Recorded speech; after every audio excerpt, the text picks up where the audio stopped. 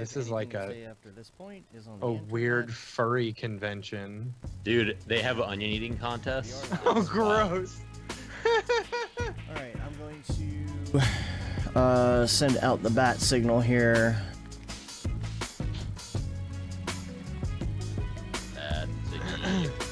Two-time onion eating champion. It's gonna be me next year. Ate the onion. The thing you really got to check out that they made is they remade the whole movie with like all different animators doing different scenes. Oh god. And it's so good. I'm trying to get involved in the sequel. They're gonna do Shrek 2 remade. We'll see. Alright, bat signals going out. There it is. Love that Channel. American beat. Oh yeah. You know the artists. Oh yeah. First Impulse, Sarah Is it Schmidt. Impulse? Oh, Impulse, Sarah, what up? Sarah Schmidt. Shout out to Sarah Schmidt. Shrek shout out. Alright, that's going. Let's make sure we're good on Facebook. We're live. Sarah's have you been seen here. Shrek's Day Out? Yes. Oh yeah. Of course. I love That's that. good stuff. All his videos are great. You should check out his whole channel. Those must But be that's fun the to biggest make one because for you sure. don't have to be good at doing anything. You can just like make it as bad as you I don't want. know. I want to do that. That is Good. that is really good because it's like it's one of those things like Late for a Meeting or whatever by Yeah. David Lewandowski. Or it's hard to make it look bad. Weird. Yeah. yeah, but it looks. Yeah. They did a really good job of making it look bad. You know. Yeah, he like has a really good sense of like timing and like all kinds of other stuff. He's like very funny dude for sure. Yeah. It's worth checking out his other videos, but yeah, that's his best one. For You sure. know, well, you know what the secret of comedy is, right? Is it gonna be timing? Timing. Oh, my bell. Where's my bell? Oh, my daughter moved my bell. Hold on. Oh There we go. Yeah, my Malt Adult crew is in the chat. Shout out to Malt Adult, Sarah Schmidt. Some animation. Oh yeah. buzz. Let's bring our faces up on this whole thing. What's up, Evan? What's up, The Rock? What's up, Michael? All right. Oh, yeah. Mm. What up, Michael? Tesla Rock. Already on the list. It is on the list. All right, there we go. I got that. I got the peeps in here. Oh, I feel awful. Are you still there, Chris? Yes. Yep. Okay. All right. For some you reason, still I there, thought Dave? I thought we lost your audio for a second, but we're good. Okay. No, I'm here. I'm recording. Got the wave file going. No Alright. peeking. I'm recording as you talking well. about, Let me Chris? turn off my It's so microphone. So hot right And now. your metronome. Check. 1, 2. Hey, I got a waveform. I'm rolling. Is everybody else rolling? I am rolling. Yes. Relate. It's my fault. I'm here. I It is all slept your way too long. I was Ah, exhausted. It must be nice being able to sleep. Yeah. See, that's what you think because I sleep, quote unquote, in. However, I don't go to bed at the same time, so. Yes, but I only when got you try and go 7 to bed hours at sleep. 10 o'clock and you get 0 hours of sleep because your two children, one of them is grunting the entire time and the other one decides to come down to your room and sleep on your bed at your feet and kicks you the whole time. It's the greatest. Oh, I don't thing have my other ever light. being a parent. Like, why am I so dark? Hold on, guys. I gotta get my other light. Hold on. Man, Dave, Go ahead and- you go were ahead just and start dropping rolling. The ball. Oh, we're rolling. We're waiting on you, dude. We're chilling. We're ready. It's weird that he has your name and your website, but he doesn't have you at all as Tokyo Megaplex. I think that's fine. That's the only think way I that's know good. you. I know. Tokyo I know. Megs. The worst was game when was it? Which game was it? SSX tricky or just Okay. SSX. Oh, yes. Okay, I'm actually in a bidding war on eBay for that game right now. Oh, nice. That is Yeah, one of my it's- favorite games of all so time. good. I wish they would remake it or something. I know. My brother-in-law gave me a giant box of just random like cables and stuff because he knows that I love cables. You know, I apparently hoard cables, and he's like, "Here you go." and I looked in it, and there was basically enough to piece together a PS2, and there was a whole bunch of PS2 games like Tony Hawk Pro Skater 1 and 2. Sorry, PlayStation 1 games, but you can still play them on PlayStation 2, of course. You know, and then enough for a Nintendo 64. I'm putting your Tokyo Megaplex loves that. I'm putting Okay. your name in here. Your screen name. Yo, All Mega right. Nugs. Tokyo Mega Nugs. All right. I think we're good to go. Let's see. I'm rolling. You guys rolling? Rolling. You want to do the clap? The 1, 2, 3 clap. Here we go. 1, 2, 3. Yeah. I didn't change the name to. Tokyo Mega. I accidentally left it at 2:23. I'll have to edit that later. Oh no. All right. I know. All right. Got my notes. Got plenty of notes. I think we got some great stuff to talk about. All right, let's do it. What up, and welcome to another Mograph Mocast. I'm Dave. I'm Matt, and joining us today is our good friend, Mr. Chris Rutledge, also known as Tokyo Megaplex. Yo! And Mograph is a supplement to our site, mograph.com, which is a motion graphics tutorial site with tutorials, plugins, podcasts, and other Mograph stuff.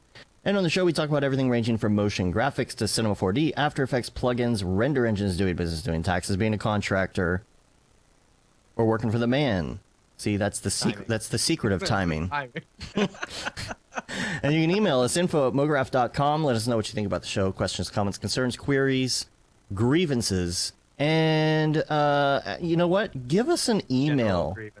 General grievances. Give us a little give us a little email. Let us know what you want to hear on the show, because we love to hear about like the topics that you want to hear about so that we can talk about them. You know, that really helps sometimes. Like, hey, why don't you guys talk about this? Well, because you didn't email us and be like, yo, guys, like the show. I'd love to hear more about X. Yeah, You know, or things like hey, I really like the show, but I normally turn it off at People's People. Right. Can you please stop doing People's People? Which we've gotten many of. Which makes me sad, because I liked People's People, and I'm still going to do Yeah, some and- from time to time. Okay, yeah. Yeah. I mean, This even ain't over. People says don't do People's People Well, everybody got their wish, but we will do some from time to time. Just saying. from time to From time to We time. just pick out the good ones now. Well, like last week, he had a really great one. That, Yeah, that one was really good. But we can only analyze so many Buzz Lightyear nipples. I mean, let's just be True. honest. Like, so, you know, he did have a good Mario What do one. you He had a think- great. I liked the that Mario Mario one. one this week. But yeah. Yeah. So, anywho. So, let's talk about some things. First of all, ABCDFWC4D is coming up very quick. Very, very quick. And I would like to, first of all, give a shout out to our sponsors from that, which is Maxon, iDesign, GSG, Otoy, Pixel Plow, School of Motion, and Fox and Hound, who is allowing us to have the event there for free. Yeah. So that's pretty So cool. nice. Maxon is going to be, well, Maxon is sponsoring the speakers getting there, which is awesome. iDesign, EJ, he's going to throw out some copies of, like, I think, like, bendy limbs and stuff like that. Check our Instagram, because we're going to be doing posts that show, like, all the prizes you can win when you show up. Like GSG, you could get a year of GSG Plus. Otoy, I think it's a year of Enterprise. Pixel Plow, $200 credits. School of Motion is going to be giving away EJ's course. And yeah, and I think Fox and Hound's going to throw up some samplers and stuff. You know? Ooh. Yeah, like some bangers and some poppers and some, Some bangers and mash. I don't know. That's it Boppers. for that. Oh, I have to say, okay, I think I talked about this last week, but also there's going to be a lot of people coming to this, yo. Like, we've got 100 people at this point signed up. I'm not ready for this. Well, neither am I. We've also got, what else? Okay, so we've got multiple people from Maxon coming, like Matthias. I believe Paul Babb is coming. Who else is coming? Well, EJ and David Brodeur, obviously. Nick. Wish that cool guy Kevin Rupp was coming. Yeah. Nick from GSG is going to be doing Q&A at the end of it now. and Chad Ashley is coming. I believe it's not verified. I'm not sure if he actually has the ticket booked, but I think Jules is trying to make it from Otoy. Mr. Plow is coming. Oh, Rick's coming. Rick is coming too. See, Next look, on Rick. this is gonna be. I think all the tickets are just all of our friends. I don't think anybody else is coming. I think that's And that's the whole point of having an event, is to hang out with your friends. yeah, have a party. Yeah, I haven't seen Rick since Colorado. You know, I was actually just at Maxon this last week, and I didn't get to see Paul or Rick because they were both out of town. I was sad. So anyway, I was in LA. The weather, man, the weather was so nice in LA, but doing some prep for NAB. So I wanted to mention NAB a little bit as well because you've got lots of canceled because of the coronavirus. No, don't you dare, don't you dare. No, that's what sucks is GDC. Don't put that on me. GDC's canceling like who Epic and Facebook and all these people. I was gonna Pulled go. out. I'm so bummed. I was like excited to meet up with the Houdini people and stuff there, but oh well, I'll just be chilling in San Francisco. So if anyone's in San Francisco during GDC, so you got your when it's supposed to tickets. be, Or I you didn't got get your tickets for flight. the show itself, Yeah. but I got my flight and stuff. Oh man. Yeah. You're not just It's gonna get okay, a I'm- refund? Well, so the thing is that I'm going to go to the Glass Animation Festival, which is in Berkeley, like right by SF, right afterwards, which I'm super stoked about. But so I'm like, I'll make the best of it, visit some friends and stuff. But if anyone's in the San Francisco area, definitely hit me up because we'll be chilling and we'll have some time to spare a few days before Glass starts. So it's like the 15th or so of March coming up soon. Cool. Anything else in the I was gonna say, speaking of coronavirus, that's the thing, like the flights are so cheap right now. So like if you want to come to Dallas, if you want to go to NAB, here's the deal. I was looking at booking because like we've got a videographer coming and other people coming and so I'm booking stuff. And I was looking at flights the other day before the market crashed, and to go from Vegas back home on Thursday after NAB in the afternoon, because everybody sleeps in because they're all hungover. The flights were $550, like all afternoon. On this is Southwest, right? Just one way, just going home. So the markets crashed. I waited a day to book the flights. They were $194 instead the next day. So wow. So get yourself a cheap flight. I booked Jeremy from Saturday until Thursday. His flights with hotel at the Luxor. Not a bad hotel. I love the Luxor. Like I absolutely love. That's one of my favorites. And 5 days with all of that, the flight, 24-hour McDonald's. Yeah, all of that, right? $734 is what I got that package for. Like a week in Vegas, basically, for this event, and plus you can get a free ticket to NAB. Come out, spend $700, and have just a magnificent week. There's so much planned. The tickets went up for the School of Motion party on Saturday, so make sure you get that. If you're in our Slack channel, go to the NAB channel in there to get information. Then the next day, we haven't worked out the details, but we are going to have a podcast party that night, sponsored by Maxon. The Sunday, that's Sunday because that's the first day, Sunday. Right? Yes. And then Monday, everything's pushed today, right? Yeah. So you got the pinball party, you've got the limo karaoke party, which we're planning, all of that. So I'm going to consolidate all of this information for people because I know people are asking, and I really was waiting on some of these details to be set in stone because I just, I don't want to put it all up there if it's not going to happen and confuse people. So as soon as I've got everything verified and locations and things, it'll be up. We had trouble booking where we were going to book the podcast thing. They were just full. So we're waiting to get the spot for that and all the information for that. But if you're planning stuff, like that's the place to be. Yep. Be there, be square. Yeah. All right. Anything else here? Parties. Let's talk about Camp Mograph real quick. Let's do it. Sponsors, Matt. Bring up your sponsor I'm deck. pulling it up. I'm bringing up your deck. I'm bringing it up. Okay. No new sponsors this week, but we are super excited. We got a bunch of new listeners right now, I've noticed. So I'm going to go through the whole spiel of Camp Mograph. Wish you would. What is Camp Mograph exactly? It's more of a Camp retreat. Mograph Sorry. it's a 3-day retreat. This year is going to be in Portland, Oregon. It's basically a whole bunch of motion designers getting together, hanging out, disconnecting completely from the internet and their cell phones and stuff. Set those email away messages and let everyone know that you're going to be at Camp Mograph for a few days. Lots of workshops, lots of good food, lots of great camaraderie. It's a chance to disconnect and just have a really, really good time together. It's basically all inclusive. Your ticket includes a place to stay, all the food and drinks, and there will be alcohol for people who are 21 and up. Mm-hmm. It is absolutely awesome. The cabins and everything. It's at where is it Camp again? Collins. Camp Collins. Yeah, Camp right? Collins. Yeah.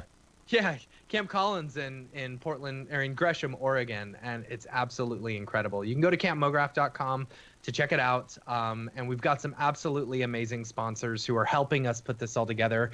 Without their help, ticket prices would be astronomical. It's because of them that ticket prices are so low. So make sure and give them a huge shout out. First up are our village sponsors. If you're coming to Camp Mograph, you're going to be staying in one of the 3 villages. We've got the Maxon Village, which is going to be great. The fine makers of Cinema 4D. We've got the Video Co-Pilot Village. And then we've got the Otoy Village. So big shout out to all of our village sponsors. We've also got 2 gold sponsors, Minimal Massive. They're a local shop in Portland, a local studio there, and we're super excited to have them on board, supporting the local arts and such. And our good friends over at Grayscale Gorilla, we're super excited to have them on board as well. And then our 2 bronze sponsors, AE Scripts, AE Plugins. You know them very well for any place you need to go to get a plugin for After Effects. They are the place to go. And then, of course, School of Motion. We know and love School of Motion very much for all the support they do for us. So it's going to be awesome. Make sure and set your calendars, April 20th during NAB. So make sure and be ready to go. Mm-hmm. In the meantime, sign up campmograph.com so that you'll be able to get the email to let you know when exactly the exact time that tickets go on sale. Mm-hmm. And you'll want to 420. Is there a Camp Houdini? Well, if you come to Camp Mograph, I'm sure There's plenty of people lots will of be Houdini talking people. Houdini. Yeah. Yeah. For sure. On 420, you can 420 pick up blaze your it. tickets. Hey, Jess Herrera. What's Hey. up? Jess went last year. She's coming this year. So come Mhm. hang out with her at Camp Mograph, as well as a bunch of other people. We're going to be announcing a lot of the people, a lot of teachers and presenters who we have coming up. Yep. We're going to do that in like a few weeks, I think. Oh So my make God, sure I can't and wait. Can't stay wait. tuned. Cannot It's wait. going to be good. But in the meantime, you can subscribe to the Camp Mograph newsletter. Go to campmograph.com and sign up. And it's going to be a lot of fun. Yeah. Make sure and shout out to all the sponsors for keeping the ticket prices so low. Oh, man. You will not find a 3-day all-inclusive event that is this cost. Like, Yeah. that was the whole point. That's the thing I of want to this, putting it reiterate. together. Yeah. Yeah. There are how many slots we could technically fill at that camp if we wanted to? 400 There and are- something. Yeah, But we there's- don't. Now, here's the thing. Yeah, we want to keep it intimate. We want to keep it small. You know, the maximum amount of people that we will have at this camp is 125. We could sell 400 if we wanted, because it will fit 400. But we want it to feel small. We want it to feel intimate. We want it to feel Mhm. one-on-one with people. Because that's the hard thing about going to a lot of these big events is you don't get a lot of one-on-one time with people. And this is the great thing about Camp Mograph is that you get a lot of one-on-one time with people. There will be, yes, as far as presentations and learning stuffs, we're going to have a nightly fireside chat. Super excited about these fireside Yeah, chat. last people that year's we got were so coming. It's gonna good. be This last year, year's was so good. This year is gonna be wait awesome. till y'all So hear. excited Wait about till it. y'all hear. And Y'all don't then, even know. there will be workshops going all throughout the morning and afternoon and stuff. And yeah, it's gonna be fun. It'll give you a chance to like workshops will get you back to basics, you know. So, and it always is just a great refresher when you go, you know, getting to talk to people and talk about, you know, some of the more basic stuff, but also some more advanced stuff. And yeah, it's gonna be fantastic. Yeah, So we sign rent up. this place out for all those 400 and something tickets. Yes. And then Yep. so we have to pay for all of those tickets. And so the Yeah, we have only to way, pay for 400 people. right? And the only way that we can do that is is from our sponsors signing The up. amazing That's the sponsors, yeah. only So- way that it works this way, and to get you Yep. a good price without charging you like $2,000 a pop or something Yep. like that. So And you know, here I'll even say at $2,000 a pop, if we were to charge that, it would still be a phenomenal. You know, it would be phenomenal. it would be still phenomenal. a- It would just be expensive to get to. It would be. Yeah. It would be. Yeah. So. Yeah, yeah. Last year's was so great. Like there were how many? It There were was so like great. 300 and something Instagram stories, I think. Yeah. From Yeah. people in the camp. Gosh, it was so much fun. Yeah. If you want to check out more information, campmograph.com. And you know what? Go on and follow Camp Mograph on Instagram, because all Yeah. of those stories are archived. So you can go back and look Yeah. at all those story archives and see what everybody was doing there. Yeah, and maybe you'll know all the behind the scenes stories of, you know, Yeah, Laurel the lore, and the Spider Lord. Yeah. Yeah. Yeah, So, the inside jokes are just gonna get bigger and bigger. All right, Chris, you're gonna make it, right, Chris? Yeah. Oh yeah, gotta come this year. You better. Definitely missed out after hearing how good the last one was. Yeah, it's gonna be fun. I also wanted to mention before I forget, I need to put out a promo for this. The Thursday night, we're gonna have the late night render stream. That's on the 5th, right? Yeah, today. Okay, just checking with David Ariev, Raphael Rao, Billy Chitkin, and Chad Ashley. We're all going to be doing a late night render stream talking about the differences between render engines, what we like, what we don't like, what we wish they had, didn't have, hardware, who knows? It's going to be a free-for-all about renders. We're going to touch on some of that today, I think, with Tokyo Megs, talking about different render engines. So stay tuned for that. Make sure you check that out. That is not going to be rebroadcast on the podcast, so make sure that you tune in for that or watch it after the fact on our YouTube channel. Please follow us on Instagram, by the way. I'm really working hard on getting that Instagram going, the grams. Yeah. So, Yeah. Hit that mash and yeah, subscribe. mash whatever. mash that follow button. And then also, any other events coming up? I know, Chris, you said you're going to some other events this year too. I don't remember what they were. Yeah, there's a couple. Like Glass Animation Festival is the one that's coming up that I'm really stoked about. I went last year and it was like one of the best times. And that's in Berkeley, California, coming up like later this month. Going Shrek with a bunch of Fest? friends. Shrek Shrek Fest. I'm gonna try to go to Shrek Fest this year. Yeah, Google that if you don't know what that is. It's a very funny event that's, I believe, in Wisconsin. It's in Wisconsin of all places. Yeah. That's yeah. funny. Okay. Yeah, it's funny. Yeah.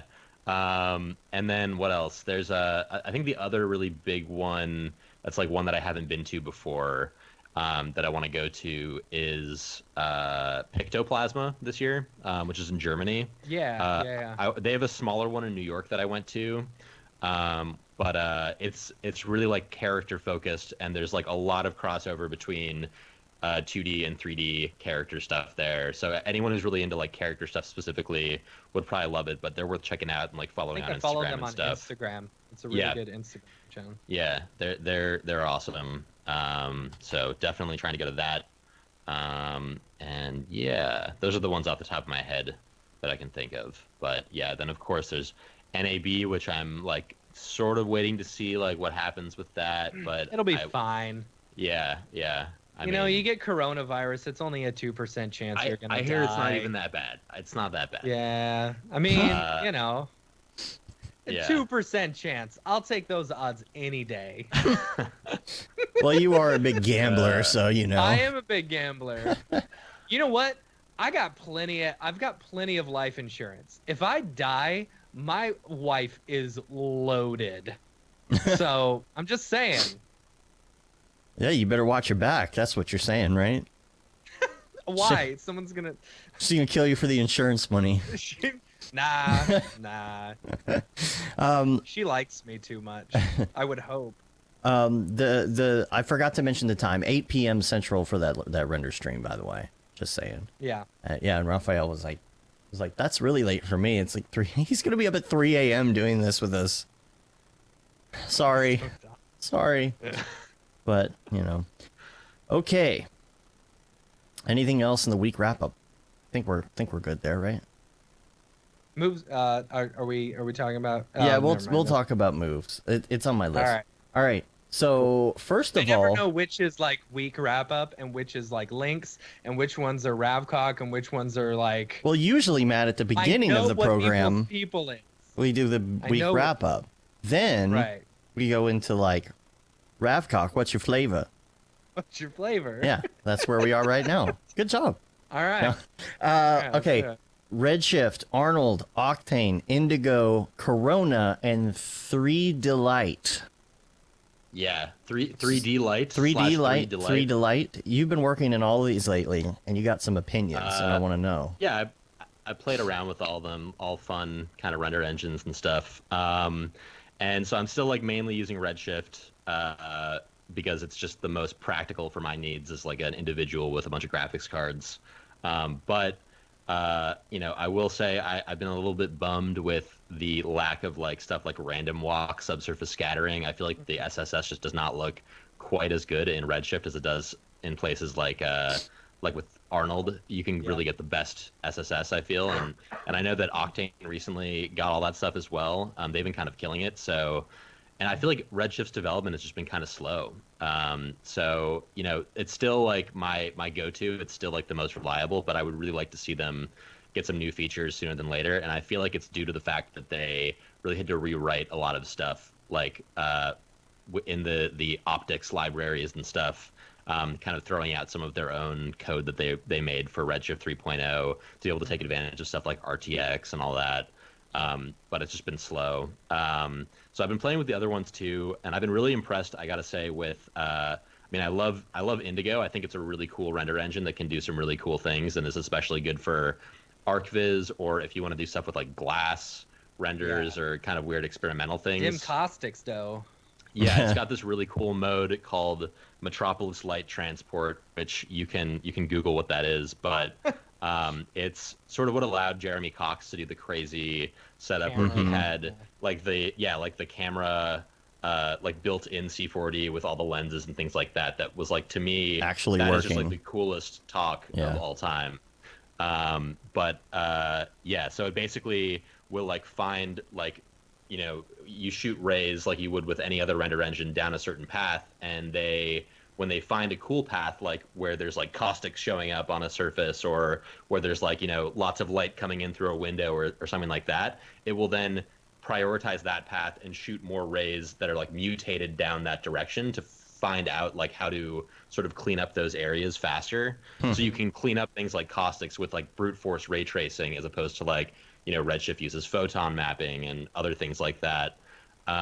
So yeah, I'm a big fan of Indigo. I see Silverwing Raphael Rao in the chat. He knows what I'm talking about.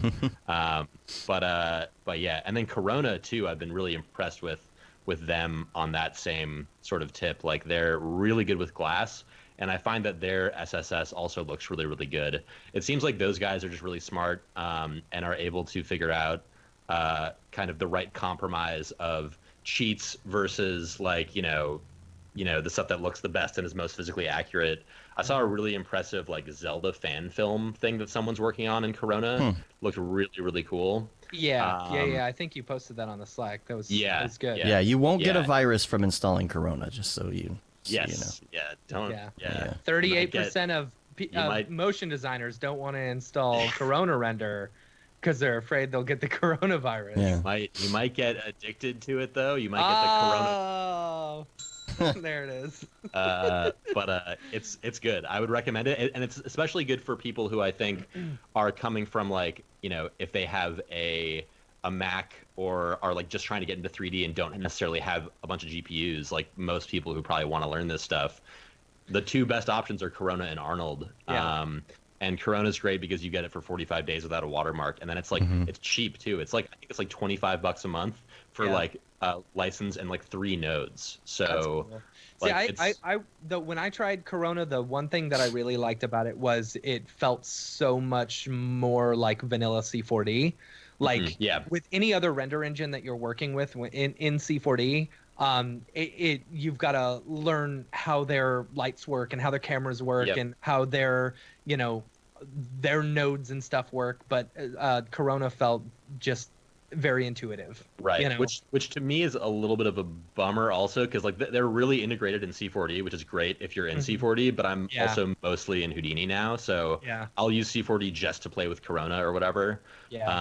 But yeah, it's just C4D and 3ds Max. And same with Indigo. There's no Houdini plugin, although I think they may be open to developing one. I've heard them like talking about it a little bit. But I can't imagine that they wouldn't. You know, like I mean, because they're owned by Chaos Group now. You know, I don't know why they would leave themselves out from another DCC. When I went into some like Corona Discord groups and stuff like that, I like kind of brought it up and like was like testing it, and like everyone just like shot the idea down. Versus when I was talking about it in like the Indigo forums, like people were pretty interested in the possibility of developing a Houdini plugin. So I don't know, we'll see. But on that note, like the other engine that has been I've been really impressed by recently that's worth looking into is 3Delight, or 3D Light, 3DELIGHT is like how it's spelled. And they used to be a big render engine back in the day. They were used for like Happy Feet and like all these old movies. I think they were used a lot at the studio Animal Logic in Australia, which made those movies and is doing like the Lego movies and stuff now. But anyway, so they kind of fell off the map for a while, and then just recently like had rewritten everything. And so they're like very, very modern now, and they're built entirely, from my understanding, off of OSL, which is really cool and makes them like really efficient. They are CPU based, but I feel like that shouldn't be looked at as like a bad thing, given that, you know, it just means you're kind of more flexible to work on more computers, and it's still pretty fast for being CPU based.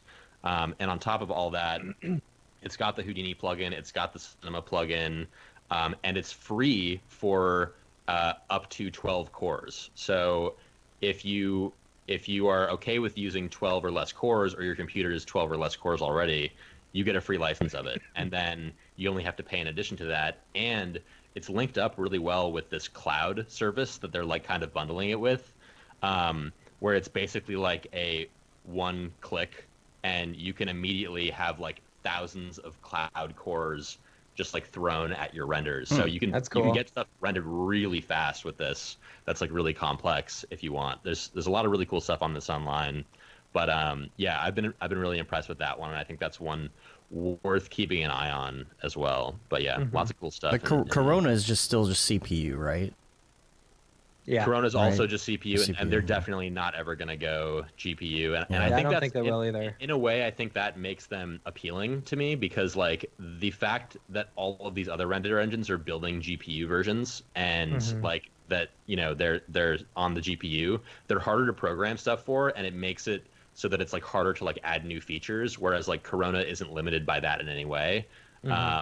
So it's, I don't know, exciting to see what they're doing. I think they can kind of have like the most cutting edge features and tech in that respect, due to the fact that they've just said, we're just going to do CPU. Well, maybe they could do a free version and call it Corona Lite.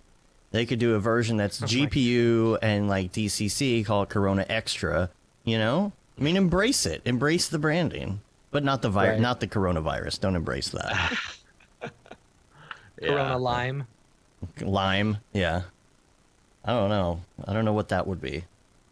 Anyway, sorry, I completely broke your Yeah. concentration with that. Oh yeah, you're good. You could try to see if they have it on a LimeWire. Ah, Yeah, don't do that.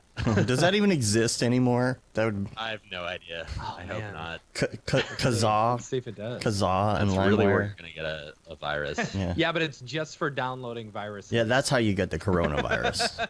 Is when you try to add the Oh, lime. shoot, I should not have gone to limewire.com. I Uh-oh. was just trying to search it. LimeWire. All the prawns are showing up. Yeah. Good Lord. LimeWire download. Oh, do Oh, not click boy, that that's- button. Yeah, I know. What a terrible idea that would be. LimeWire. Congratulations, you've won. Start getting all the ads. What was it? Punch the Oh my Monkey? God. Was it Punch? Remember Punch the Monkey ads? Yeah, I don't know. Those were all the so many rage. like that. 2006. Oh, the memories. All right. Yeah. Well, anything else on the render front? Anything else going on? What should we Gonna get give us soda. some notes Keep going. to talk about for Thursday or anything? Yeah. Or some I feel like questions? I feel like on the render engine front, the one other thing that I'm like really stoked about is Redshift RT, just because like right now Blender has the whole cycles EV thing going, which Yeah. I think like low key the really cool part about that is you have a real-time render engine and then you have like zero work to translate all the shaders and translate all the lights Yeah. to the full ray trace one. So you can do all of your stuff in the real-time version and then just hit a button and render it in cycles when you need to. So Yeah. like the fact that Redshift is going to have that, if they can get Yes. that, like that's going to be I'm excited a for game that. changer for them. Yeah. And like I can only imagine like how big of a deal that would be for like the studios that I'm working at where we're using Redshift for jobs and just need to like get something quick out to the client that looks better than like a play blast or whatever. Right. Yeah, Because you can never explain to clients I- like what a play blast is. right. Yeah. I have Why is seen- it grainy? I don't understand. Why do I have lines everywhere? I don't, what are these get it. lines? What is you guys? What is this? What it's gonna look like? I have seen some absolutely incredible renders coming out of Eevee. Like Yeah. just super photorealistic looking ones, or like ones that like, you could basically sell as a cartoon or something like that. It's like, Mm-hmm. man. Isn't See, Otoy what gonna if- do that what if too, Insidium, or no? I don't know. By I like don't know. implementing Brigade type technology into. Maybe. Yeah, they've been Did I doing dream that for a that? while. It seems like Brigade is like their sort of testing ground for, Yeah. I mean, I don't want to talk about this because I feel like Jules is going to call me out on spreading misinformation. But All yeah, right. no, they're No, like spread Octane the to me. misinformation, and then Yeah. he'll just come on the show and tell everyone the correct stuff. That's what we Yeah, Octane is always like a really fun one to pay attention to, just because I feel like they are, especially in terms of in the GPU realm, they're like at the most cutting edge, like in terms of like figuring out new stuff. And Right. I wish they would prioritize like fixing like displacement on like animated like deforming meshes with motion blur and things like that like I've had issues with like once in a while I'm like trying to do something in Octane and it's like, oh, this one like kind of niche thing that I need for my production isn't working, and meanwhile they're like making outer space hologram like insane stuff. Yeah. But I don't know. They've definitely gotten a lot better recently. And I was playing with the Houdini plugin of 2020 and was like very impressed and very into it. And I think that the render token stuff could be a really big deal as well. Mm-hmm. Yeah. So yeah, definitely have my eyes on that for sure. Exciting times. I'd also like to say if anybody has any questions that they would like to bring up on the Thursday show, just email them to us as well. Totally. Yeah. I will not be on that one. No. You be taking care of the baby. Plus, I don't know if Skype can handle that many people at once. Yeah. So, anyway. My wife's about to go back to work, and I'm very nervous that I'm going to have to keep the baby. My that we're not going to be able wife. to get him into daycare. Yeah. So, Yeah, I call Matt all the time on Skype, and he's like working with the baby like this, and like Yeah. feeding the baby, and Yeah. like using the mouse at the same time, and Yeah. like, very difficult. Like, shout out to all the Mograph parents who are stay-at-home parents who, do this stuff. It's hard. And this baby's hard. My last baby was easy. This one's hard. Yeah, Matt was like, Sorry, babies all right, are. that's Matt a- was like, babies are easy. This will be easy. I'm like, it wasn't easy for me watching my kid and working. Problem with my kid when she was born is she had to be held at all times, and I think that's your. That's you know, this one. Yeah. Yep. And I tell him all the time, I'm like, there's nothing wrong with you. I'm like, why are you crying? There's nothing wrong with you. Yeah. Just go back to sleep. And you pick him up. All right, I'm good. Okay, now I'm gonna put you down. No, I don't want that. Oh, I dog. don't want that. No. No. No. Babyless megaplex. Babyless megaplex. Yeah. Smearball says that's my number one Octane request is displacement plus Mo blur on moving meshes. Did they still not have that? I thought that they like added that at some point because I remember asking about it a while ago, but I don't know. Just throw it in RSMB. You'll be fine. Just Oh my throw the stock god! RSMB on. No, You'll be fine. don't do it. Yeah. Smudgy smudge. That's what it looks like. Things moving around, and you see these weird one-frame smudges going across the screen. Just keyframe. Blah. No, that's not how it's supposed to be used. Anyway. All right. Topics. Got a lot of topics for today. Number one, Tokyo Meg's got a new reel. You do? Yeah, you got a new reel. I also have a new website that is like, I mean, if you go to loaf.zone, it's there. I haven't like set it up with the URL properly, but my roommate, shout out to Kevin Young Moon, he made me a really sick website. But yeah, the reel's on there, or you can go to my Vimeo or YouTube or whatever. But yeah, updated that guy. Made a fun little title card and stuff. Yeah. Do you get tired of people tagging you in stuff that's really weird?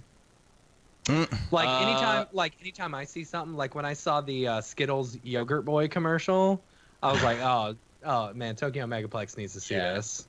People tag me and stuff, and it's like usually I've seen it, but I don't. Yeah, I don't know. But yeah, it was fun to cut a new reel up for sure. So just like editing those is fun. Out of curiosity, I know you do a lot of Houdini. Is it mostly Houdini? What program is the majority of your reel? My workflow, it's definitely mostly Houdini. My workflow is really mainly these days, you know, at least for my own work. You know, it's different obviously for commercial work, but for my own work, I'm mostly doing character stuff, and so I'll usually start with modeling it in a lot of the times now Oculus Medium is like you know my favorite place to start. It's cool. It's so awesome that you can like set up in Medium. I kind of want to do some live streams or something where I'm just like sculpting in Medium and going through my whole character workflow or something. But yeah, man, do it. Yeah, now that I have this webcam that I got just for this podcast, and you can watch me like being an idiot in VR. But I usually start these days in like Medium or ZBrush. And if I start in Medium, I bring it into ZBrush. There, I like add the UVs, fix the topology. Been really into Substance Painter, so I'll do it in Substance. I'll do the texturing and stuff in Substance, unless I like want to be really, really quick and like bust out like a daily or something. Then I'll like maybe just go straight to Houdini and like Redshift or whatever. But then if I'm gonna do any kind of intense character animation stuff, I bring it into Maya, rig it, and do the like character animation stuff in there.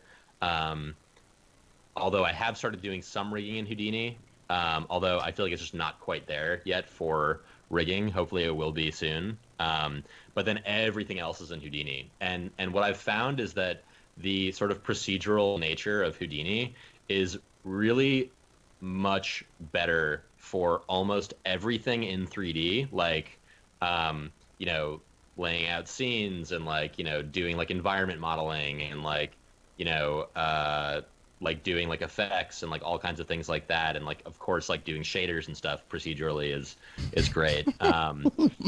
The only things that aren't like necessarily better, yeah, there's my little Freakachu. Oh my gosh, that's so funny. The only things that aren't necessarily better procedurally, that are maybe a little bit better destructively, are sculpting, and texture painting, and maybe like hand keying character animation. So I use those other programs for those things. For someone wanting to get into like character animation and rigging, I would probably recommend Blender over Maya, but I'm just like used to using Really? Maya. I'm hoping Yeah. I can transition from Maya to Houdini fully and like not have to do any character animation anymore in Maya. But Because you're old yeah, school so Maya, like that wasn't that your first program or no?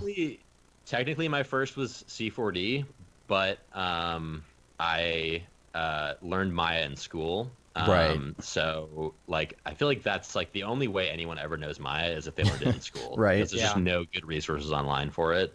Yeah. I think there's starting to be some more, but like at this point, like Blender is like becoming such a huge thing, Yeah. and I feel like Maya and Blender like really directly compete head to head. So I don't really see any reason to use Maya now over Blender. Yeah, the only reason I can think of is if you want to specifically work in the industry as a character animator, Mhm. then it makes sense to learn how to like rig and animate in Maya, since most studios are going to be using Maya over, Blender or whatever. Yeah, I was gonna say, when you're freelancing for some of these studios and stuff like that, do you ever go into Blender and they're like, no, do you get looks? It depends. It depends. Like, I don't really ever have to do that, but at smaller studios, usually they're chill about like, like their pipeline isn't super rigid, so they'll be cool with like, oh yeah, if you want to like download a free program on here, like why not? Like they don't, Right. as long as they don't have to deal with buying a license or dealing with anything on their end. Like if you're not making it a problem for them, and that goes into like also like does the studio like let you download stuff? Because some will have a very Right. locked down pipeline where you can't do that, but for ones where you can, it's like, yeah, why not just like do stuff in Blender? It doesn't really hurt. Yeah. And I've played with Blender a bit, and it's awesome. Like I'm really impressed with it. I think it's maybe out of all of the generalist packages, like the most well-rounded, like kind of best package. So if someone was going to get into 3D right now, like Blender's maybe the best starting place. But The one thing, I think it's an excellent starting place for sure. Like the one thing that I really enjoyed about it when I tried it back in the day was the fact that it had so much built into it Totally. immediately. Like you didn't have to buy all these third-party apps and like whatever just to do that Yeah. stuff. The reason that I tried it, like, I don't know, 6-7 years ago, is because there wasn't a good option for water. Yeah, same here. Like you had to go to like had to buy standalone RealFlow. real flow Yeah. or whatever before there was a Cinema 4D plugin, before X Particles had all of that. Like it was like, well, what can I use for water? And everybody online was like, well, it comes with Blender, you could do that. But then I opened it and I didn't know what I was doing, so it just kind of closed it. But that's how it goes. Yeah, it's much easier to pick up now. It's like really made some strides over the past year. It's pretty wild. I wish that there was a one-to-one, because there's like if you're coming from Maya and going into Blender, you can switch over to like a Maya keyboard, Yeah. but I wish someone would do a C4D keyboard, Yeah, so the only problem with doing that kind of thing is that it makes it like really annoying if you want to follow any tutorials. Yeah. So like that's why like I was using the industry standard keyboard layout, which like made it like, oh yeah, this is just like Maya, this is great. Right. But then it was like, yeah, I can't follow any of these tutorials. I can't figure out how to rig this thing because I don't know what these hotkeys are that they're pressing. Right. Really annoying. But the Antagma guys actually made a little video for people who wanted to go to Blender from Houdini or other programs, which is just like, here's how you just remap the navigation. So it's like the Alt key and like right clicking and stuff, just like you're used to in all the other regular programs. And then outside of that, everything stays the same. So you can still follow along tutorials. That's probably the best way to do it. Although I did find that once I understood like the shift middle click, like workflow for Blender, it wasn't that hard to wrap my head around. And like in general, I like to just use the defaults of whatever program I'm given because I don't want to like have to worry about going into a studio and it being different there or you got to whatever. remap it. Like, guys, can I remap the keys? Can I? Yeah, I'm really not into doing that. Do you have at a all. Wacom but tablet I can use? Hold on, guys. I my- got to go make a protein shake. Oh boy, Did- my light just went out. Oh. Hold on. I thought It's you all lost right. power, but you're still there. Yeah, so no. weird. Is Let it me just battery say this power? real quick before. Yeah, Oh, it okay. is, and it's been on the battery for a while, so I just need to Okay. plug it in. I'll say this real quick though. Like the one thing that I didn't like, that I would be worried about switching over keyboard shortcuts and stuff was I went through the whole Stop Being Afraid of Houdini course on mograph.com/classes. You know, do a little plug there. And, you know, I went through the entire course and it wasn't the 1, 2, 3 keys like you use in cinema. It's the industry standard alt, left click, middle click, you know. Oh, And you use I the one, got, two, three keys? yeah, I do. My whole career I've used the 1, 2, 3 I keys. Damn. use the 2 and the Right? 3, but not the 1, I think. I still use control or alt. I can't even remember because my hand just does it. Yeah. But to I do know, it was- rotation, but for moving and for moving, I guess I only use the 1 for moving. It's see Which for me it's I so don't know. much easier like to use just one mouse click instead of having to do middle mouse and right mouse, you know. Well, I just so find that easier. But here's what I'll say. Going through all 40 hours of that, I got so used to it that now I can only do that in Cinema 4D. Like I Yeah. can't use the 1, 2, 3 keys because I forget. yeah, I think that's good. I think you shouldn't be using the 1, 2, 3 keys. Here's the thing, though, is I love that the 1, 2, 3 keys are a thing, and the reason for that is that like Cinema's the only like program that you can use, the only 3D program that you can use on a laptop with a trackpad. Yeah. Because of the Yes. 1, 2, 3 keys. Like that's such a game changer. Except I don't know mine. why more programs don't do that. There's something wrong with my laptop where I can't use the 1, 2, 3 keys unless a mouse is plugged in. I do not know why. I cannot figure it It out. beats the whole purpose. I know. It's terrible. I frustrating. don't know. It is frustrating. I think it's only one I use to move. I hold down 1 to move. I zoom with the clicky roller middle mouse, and then Yeah. I think I hold control to do the rotation. But the hardest thing for me is transitioning between any program like that is instead of ERT, it's WER, right? Something like that. Yeah. See, I Yeah. think ERT makes more sense. Yeah. I You don't like know? the Houdini layout for it, but I just get used to it. Like Yeah. Yeah, it's Yeah. T Yeah. for transform, R for rotation, and E for move.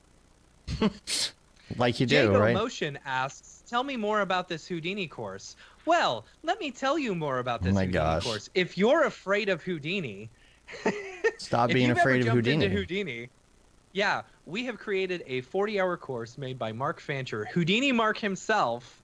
Who just mentioned it himself in the chat. Yes, it's called "Stop Being Afraid of Houdini." And it's a really, Mograph.com/classes. good- Yeah. Okay, we get it. Houdini's great. dude, I'm into that if you guys are down. Let's pop those shirts People's off and in the get some chat. real soft body dynamics going. Ooh, you don't want to see my soft body dynamics. Beeple is in the chat, man. This is great. This is great. All right. Yeah. We should just go right into Beeple's people. No, I'm just kidding. It's not scary. It's not scary because Yeah. it teaches you how to stop being afraid. Right. That name again, Stop Being Afraid of Houdini. Just go watch the trailer. You'll be super Yeah, pumped. Ah. You can go on our channel. You can watch his intro video where he gives you a pep talk.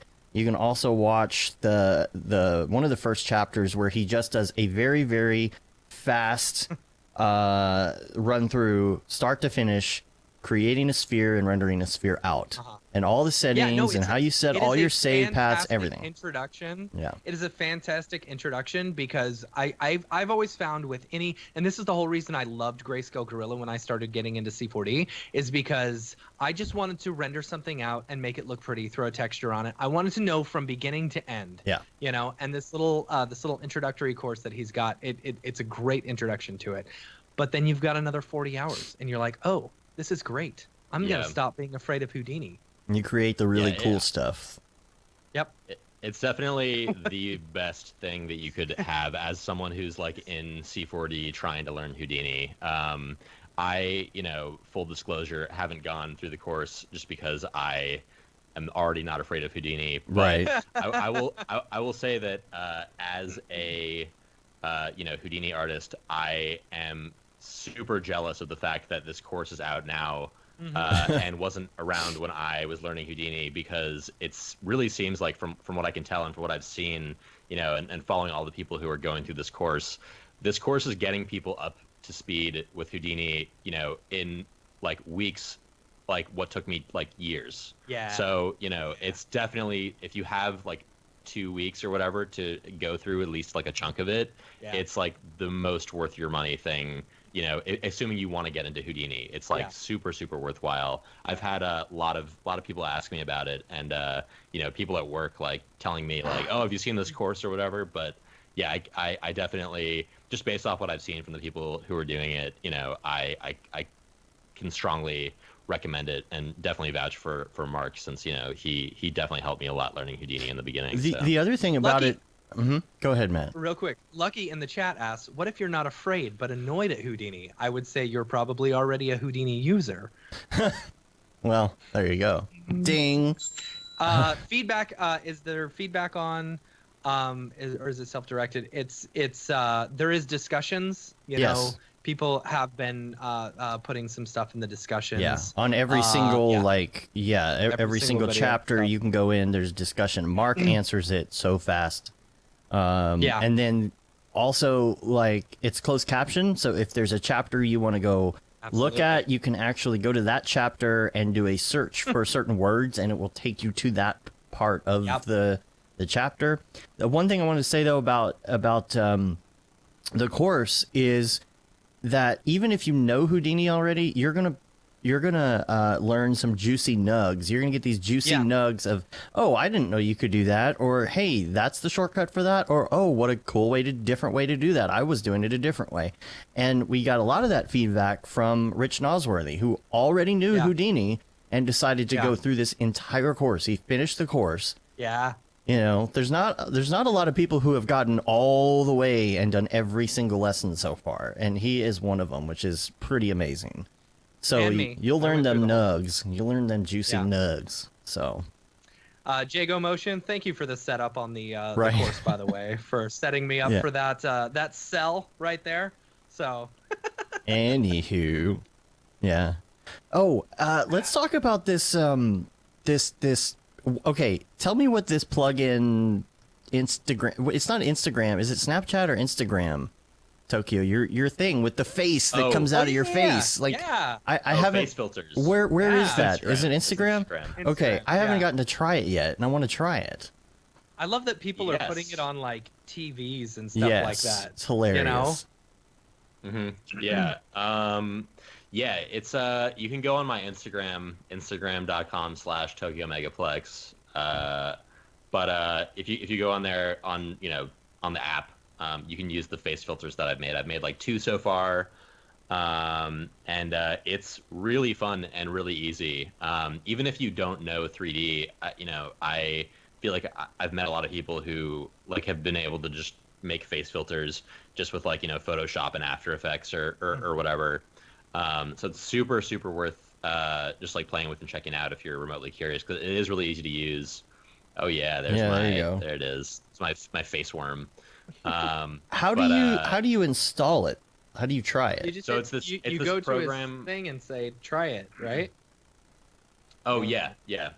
If you want to go to use the face filter itself, you go to my Instagram page, and then like right underneath where there's the like where the posts are, there's like the other tabs for like Instagram TV and all that, and then there's a smiley face you can click. Yeah, smiley face. That brings you to the face filters. Yeah. Where's the smiley face? On there. Why don't I see a smiley face?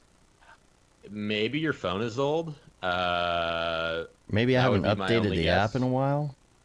That's probably my problem. Maybe. Yeah. Yeah. I don't know how to Instagram. I'm too old. I've passed the threshold.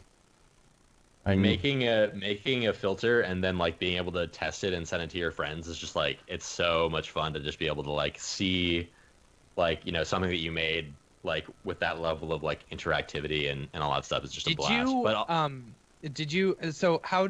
So I've seen some videos of how people like make the face filters with animations and stuff like that. I want to know how did this you get was it to made. actually extrude and stuff like that? Okay, You yeah. know? So it's all like pretty standard 3D stuff that you can do in it. So you can do any kind of animation that involves like blend shapes or pose Mhm. morphs if you're a cinema person. Yeah, I was using it on the Oscars when the Oscars were on. That was fun. Oh my I love gosh. that he wipes Um, his face right afterwards. Yeah. yeah, no, that timing was perfect. Yeah. Yeah, that's yeah, I Oh love my that. god. But so basically, all I did was there's this like face mesh object, Mhm. and that's just basically a 3D mesh where it's doing live camera mapping of your face onto this mesh in real time. And so you can apply that texture to anything. So as long as it has the same UVs as the face Mm. mesh, you can like distort it or do whatever. You can make Gotcha. your own blend shapes for it, basically.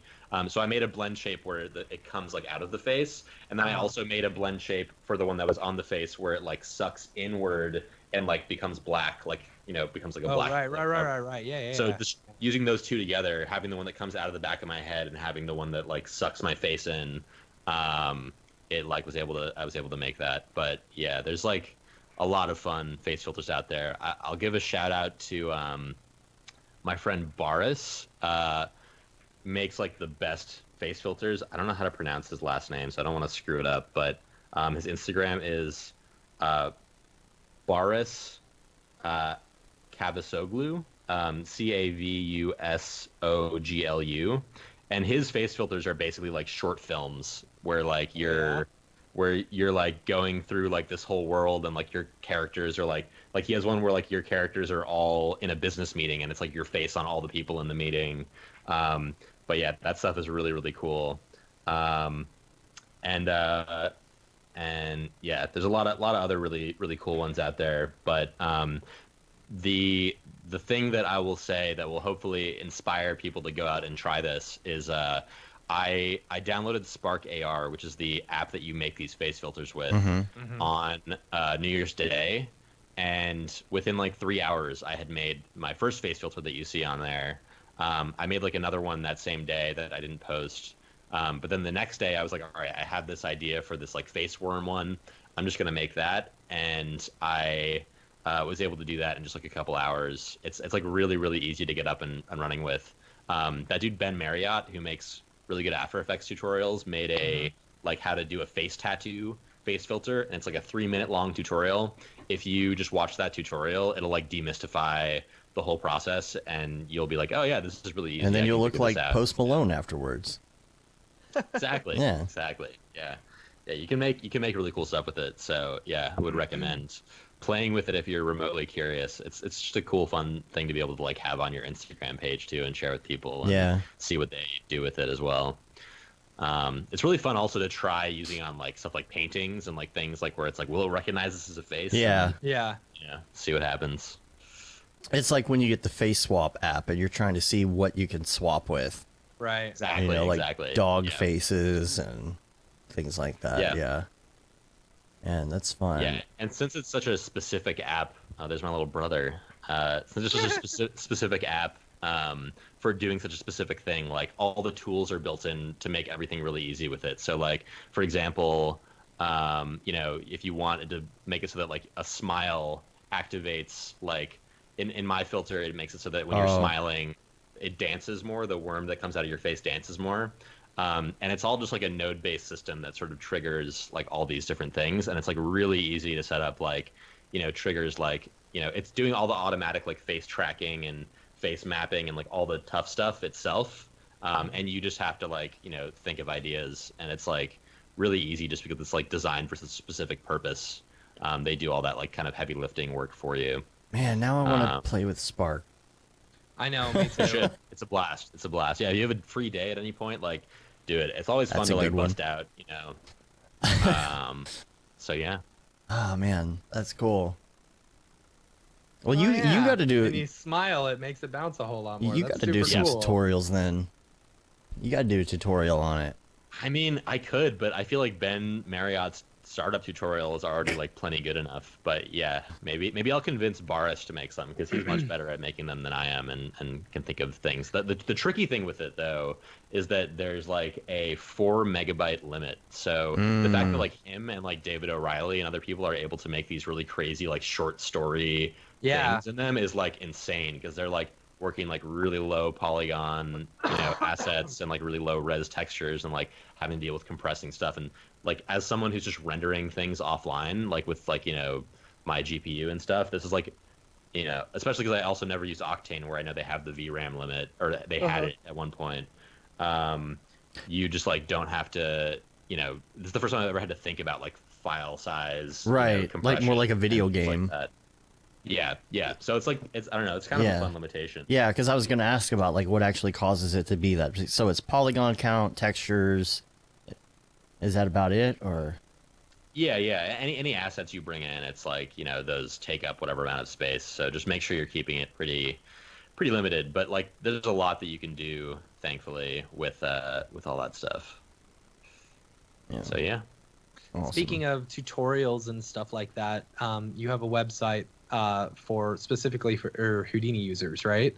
Yes. A whole big ongoing list. Website. It's just a Google Doc. But right. What happened was like so many people were asking me how I learned Houdini and like what tutorials I watched and things like that. Like whatever. And so I was like sending individual emails out to everyone who would ask me and be like, oh, here's like some good ones and here's some other good ones and I watched these ones, blah blah blah. And I was like sending the same email out to like a new person like every week, it felt like, and it was like annoying to have to like rewrite the email every time. Right. So I just made a Google Doc, and then it got to the point where it was like so annoying to have to like go find the URL for the doc and share it that I just like bought houdininerd.com as like a domain name and just started sending that to everyone. And I made a little Discord group and stuff too, so that anyone who's trying to learn can like jump on there and ask questions or whatever, and eventually can like kind of point them to other better resources. And I did a similar thing for I was doing a little like intro to 3D thing for my friend's class that she was teaching. So I made 3dnerd.com, spelled out THREE, just letter D, nerd.com. And it's like kind of a breakdown of like all the apps and like what you should learn and like what you should think about learning if you learn 3D and stuff like that, and try to give some tutorials and things. But yeah, just like handy resources for people who are trying to get started in 3D or trying to get started with Houdini. But I try to update it fairly frequently. And so I have like this class up there now as like, the main recommendation for like a starting place if you're coming from a C4D background or whatever. Yeah, there's a lot of stuff up there. Probably need to clean it up at some point. But yeah, I've been doing that and like making my own tutorials a little bit, which are a lot of fun. I like teaching, and I've been kind of testing them out by visiting friends' classes at like Pratt and NYU and places, and like doing little demos there for them, for like here's like a little Houdini thing, or like here's how to do like the 2D lip syncing effect that I used in the Loaf Zone in Maya with Arnold stuff, and then so I'll like kind of test them in those classes, and then I'll like make a full tutorial afterwards that I can then like send them that they can like follow up with if they miss any bits or whatever. But cool. Yeah, it's good like kind of testing ground for lessons or whatever.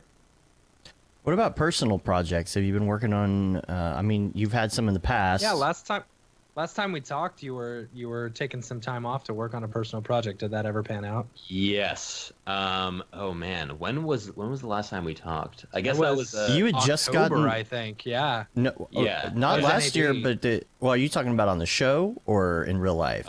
No. Well, the last time I was on the show was. It was almost like right 2 years. It was right 2018. When I was like. It was right before I think I posted my the Loaf Zone online. It was like so I've made a bunch of shorts since then. Yeah, so I've been since then. I did like 2 things for Adult Swim that are up on my Vimeo, which were a ton of fun to make, and they've been like a blast to work with. The last short I made was this one called Man's Best Friend, which is a live action sort of 3D hybrid short with this like a goofy CGI dog character. Me and my friend Tom Goulet made this short together. That's him. So we made that short, and we're working on another short for Adult Swim right now, which is has been fun. We shot it in LA a little while ago, and are trying to finish up all the CGI stuff relatively soon. Where does an idea for this come from? Yeah. You know, this came from, I think I was like walking to Oh my work and I was Oh just my- thinking about yeah, Oh, semi-explicit. Yeah. Yeah. I was just thinking everyone was like this is like real life adventure time like after we put it out, which Right. we yeah. never thought of until like after it came out, and then it was just like flooded with YouTube comments of like this is like adventure time in real life. Uh, So yeah, but I don't know where the idea. I think it was like came. I mean, the idea behind it was sort of like having one of those like realistic versions of like a badly drawn child's drawing of like a dog or whatever. right, Right. right, right, And it right. was like, what if I like went to the park and my dog was just like horrifying, and everyone was just like it was normal dogs, and then like my dog is just like messed up dog or whatever. Yeah. And I don't know. I just thought that was a funny idea when I was walking to work one day. It's definitely inspired partially by like David Lewandowski's stuff, going Of to the store course. and all Mhm. that. Yeah. But yeah. So we're working on a new short now, and hopefully that will be done relatively soon. And then I'm also working on some stuff with my buddy Cole Cush, who I did this music video for Tonight, the band TNGHT, with a few months ago.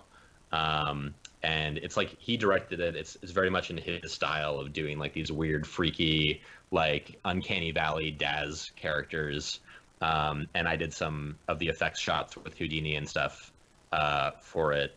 But yeah, like them being like birthed out of this goo and dripping down, and then like exploding into sonic rings and things like that. But so I'm working on some new stuff with him and this musician Jerry Paper, who I'm a really big fan of as well, on this show for his platform Eternal.tv, which is going to have like a bunch of little weird shows on it that are going to come out every other week. I think they're like dropping like about an episode a week is the plan, and that's launching in like a week. But yeah, those are like kind of the two main personal projects things that I'm working on among other stuff. You did sensitive hearing after Mhm. you were on the show last time too. Yeah, it's pretty old at this point, but I made that somehow. I managed to like find the time. I think it was because I wasn't getting like a ton of freelance bookings yet, but I managed to fit that in like right after I graduated and finished the Loaf Zone. But yeah, that was a short for Adult Swim's show Off the Air, which is kind of like a sort of underground, but popular-ish. With like animators and like stoners who watch Adult Swim at 4 a.m. But it's basically a show where every episode has like a theme, and the theme of this episode was sound. So I made this character with very sensitive hearing, who is just getting like annoyed by like all the little sounds around him, and that was a ton of fun to make. Do you know who Nick Gibbons is then? Maybe He does who's Nick Gibbons? as seen on Adult Swim. He does another late night Adult Swim thing. I don't know. As seen on Adult Swim. He actually he went to in my same high school. Yeah, Nick? Nick Gibbons. I figured with all the late night stuff, maybe you had seen, you know. Maybe that name sounds familiar. I don't know. I'll check him out. But yeah, they've been awesome to work with. They're like very, very chill, and they're very into like letting you kind of do what you want to do as long as they kind of okay the idea to begin with. So yeah, been digging. How do you get in with them? I got in with them because my friend who I went to college with actually interned for them, and sent Dave Hughes, who's the guy who makes the show Off the Air, my thesis project, like the Loaf Zone, right before I kind of put it online. And then he just like, a little while after it came out, DM'd me on Vimeo. But yeah, that was how. Just got very lucky through my friend who was interning there, working on their streams, and was down to sort of slide my work in an envelope under some guy's door. It's all about who you know. Absolutely. Yeah. Definitely. Yeah. Yeah. That's why meetups are so important. Yeah. So important. Yeah, no, I gotta say, like, speaking of which, that was sort of one of the few connections that I made through school, which I would say outside of that is a pretty big waste of money. But I definitely have gotten like all of my freelance gigs pretty much through you guys in a way, because I like went to NAB right after I graduated also, or like right before I graduated actually. And I met my buddy Nate Rodriguez Vera, who you guys had on the show as well, who's awesome. Yeah, love that guy. And I've worked with him a handful of times, but he basically met him at NAB, found out that he was like based right by me, and he was like too busy, booked on some stuff, so he passed me some gigs, and I've ended up getting like, probably like a solid like 80% of my paychecks just through gigs that he's gotten me. So like, it really is all about like going to those meetups and like making those connections. It's like really, really key. Yeah. So yeah, can't recommend that enough. And that was, like a connection that I did not make through school. So you definitely don't need to go to school to make those kinds of connections and get involved in those kinds of communities, and just, go online and see what's going on in the meetups and a lot of stuff around you or not around you too. Because I went all the way to Vegas for this one. I just like heard about NAB for years through podcasts and stuff, and was like, I got to check this out. So much fun. This year is going to be amazing. Yeah. You told me in your notes that you had gone on maybe some sort of rant this week or last week about advice for noobs, like abusive relationships with employers. Yeah. Do you want to tackle that subject a little bit? Yeah. I mean, I basically, I heard a story about someone.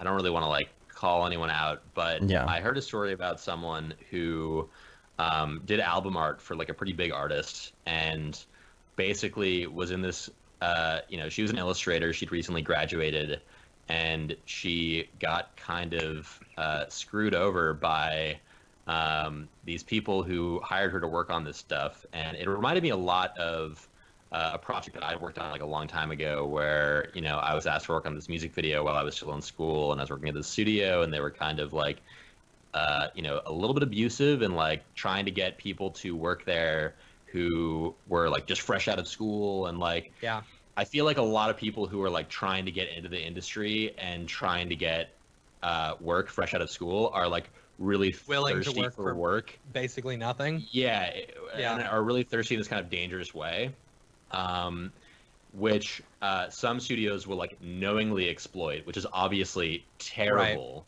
Right. And some other studios will like kind of like not intentionally exploit it, but will just kind of let it slide if they are accidentally exploiting them.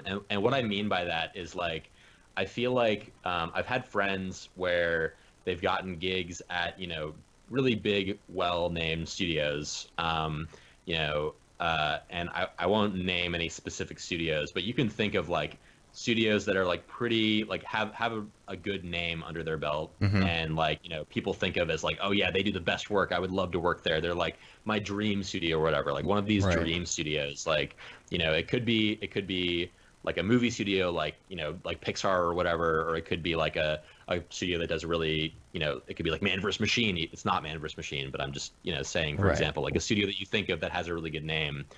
And I think that a lot of people who are like straight out of school will sort of like do this thing where they're like, well, I gotta really like prove myself at the studio, so they will end up staying really late night after night, working like till like 9 a.m. Then they become that person. 9 o'clock. Yeah, exactly. And the real like advice that I would give to those people is like, don't do that. Like, you may think that it makes you look good. It definitely makes you look. It makes it like so that these studios will definitely let you keep doing that a lot of the time. So, some cooler ones will be like, hey, like you should like leave, or you should like make sure you get some sleep tonight or whatever. You're definitely much better off in general, like not staying super late every night and getting proper sleep, Right. and like just doing sort of a regular work schedule will be just like much healthier, and you'll end up getting more work done, I think, that way, even if you're spending less time actually working. Um, but yeah, when it I think comes you to got to be stuff like careful with that, that. I think there's two types of employers, you know, or two types of bosses or whatever. The ones who like will 100% take advantage of the fact that you're willing to work all sorts of crazy hours and not pay you for it. And then there's other ones who are like, I am cool with you staying late. I will make it up to you. However, you know, Yeah. you will get compensated for this if you want to, but you Totally. don't have to. Oh, well, you're Totally. single I and you tried don't have a very hard. kid, so, you know, you might as well just Yeah. stay late. You should just take one for the team. You don't, yeah. You want to help Yeah, the you don't team, have any- right? You don't have any kids, you know? Yeah. What are you gonna do? Go party or something? No, Yeah. just make some money. You're going to go home and watch Adult Swim? You know? It sucks because I've worked for people like that. Oh, well, you know, are you a team player? Are you going to stay Yeah. tonight and get this done? Yeah. You know, Yeah. we're really hoping that we're gonna have a place for you once this internship is Mhm. over. Yeah, yeah. Yeah. And once this company takes off, you know, we're all going to get a share of this and you're going to, you know, make profit. Yeah. Oh, Yeah. man. Yeah, Yeah. You're going to get a raise and all that, you know, someday. Yeah. I think most people In who a are few good. weeks, we're gonna have like some downtime, and we'll be able to like, you know, go through and do some tutorials, Yeah. and then you get laid off. That was my story. Yep. Yeah. Mhm. It's a shame. Yeah, and most people I think don't realize like how much their work is actually worth, and a lot of it comes down to like people not really being transparent about rates, or Yeah. you know, studios not being transparent about like budgets as much, and like, you know, once you realize how much a lot of these studios are making from commercials and things like that, it's like, oh, I should be charging way more than, you know, $250 a day. Like that's Right. ridiculous that I'm charging them that much. I'm giving them like such a good deal. You know, the value that I'm generating them is like 5 times that at least. So I should be charging at least double that, you know. But yeah, it's a tough thing. I feel like also on this same kind of topic, I came to the realization that I feel like internships are kind of BS in general. Now, there's sort of one exception to this, which is that I think if you're still in school and you get an internship, then do that. That's great. Mhm. But what I've noticed, particularly in New York, is that internships are really hard to get. So Yeah. you should not feel bad about yourself at all if you can't get an internship. I never got an internship when I was in school. And because they're so competitive with internships, it's just like so hard to get them. And the people that are competing with them often are like plenty good enough to be able to get either a full-time job or like a freelance gig where they could just be getting paid more. Mhm. So a lot of the time these internships are just like, we're just going to get a discount on this legit artist Yeah. for 3 months, you know, Yeah. like a crazy discount that they shouldn't be getting to begin with. So I was lucky that I was able to sort of skip the whole internship thing. But I think that if you are out of school, you know, you should really think pretty hard before you decide to take an internship, because at that point, you know, unless you like really do need the practice of like working somewhere and like really like are not good enough to actually like get a legit job yet, and Right. but like There's if some you're good people enough who to be don't know how to working work in a pipeline. You know. Totally Yeah. totally You know, and I think an internship would be good for that. You know. Totally. But I think the most of the time they end up going to people who should just be employees or should just be freelancers or whatever. So that's just like, you know, a very frustrating thing, especially in a, you know, such a competitive market like in New York or whatever. But there are plenty of jobs to go around in a place like New York also. So, you know, if you need work, and you know your work is good enough, like you should get involved in these communities like, you know, Mograph.com and like other animation communities and like events and stuff, and talk to people particularly who work at studios and have experience, and be like, hey, do you think my work is good enough? Like, you know, what kind of jobs do you think I should be applying for? You know, and I think most of the time people will be pretty honest with you and give you legit feedback and be able to like kind of help you get a sense of like your value. And 99% of the time people really are undervaluing themselves, I think, coming out of school especially. Mm-hmm. So yeah, that's my sort of rant, I guess. Hashtag end rant. Backslash forward slash whatever it is slash and rant. Yeah. Yeah. So let's see. We talked about some of your shorts, some of your new stuff coming up. Yeah. Anything else here before I go to some links? Anything else you want to talk Links. about? Did we cover it all? The new stuff Yeah, you're I think working that's- on. I think that's pretty solid. I've been working on I guess the one other thing that's been cool for me this year is I've been working on some I don't know how much of this I'm actually allowed to talk about, but I've been working on some gallery stuff. Oh, yeah. Through this artist who reached out, whose name is Takeshi Murata. His work is super worth checking out. He's like a CGI guy who does a lot of like kind of fine arts gallery type shows and music videos and things like that. But he's been like such an awesome dude to work with. He's the man. And we've been doing this really crazy project that is going to be in New York. So if anyone's in New York, I'll invite all of you guys. But definitely, hit me up. And it's going to be these sculptures that we're building using Houdini, using like flip fluid simulations in Houdini. Cool. And I'm not going to explain how it works, but because I don't give it know away. how much of this I'm allowed to talk about, but they are animated sculptures. Like, you will go into this gallery space and the sculpture will be moving, which is like Rad. really crazy. You can look at another example of him having done this with this sculpture he did. If you look up Takeshi Murata Melter 3D, I believe, and I can like send you guys the link to include.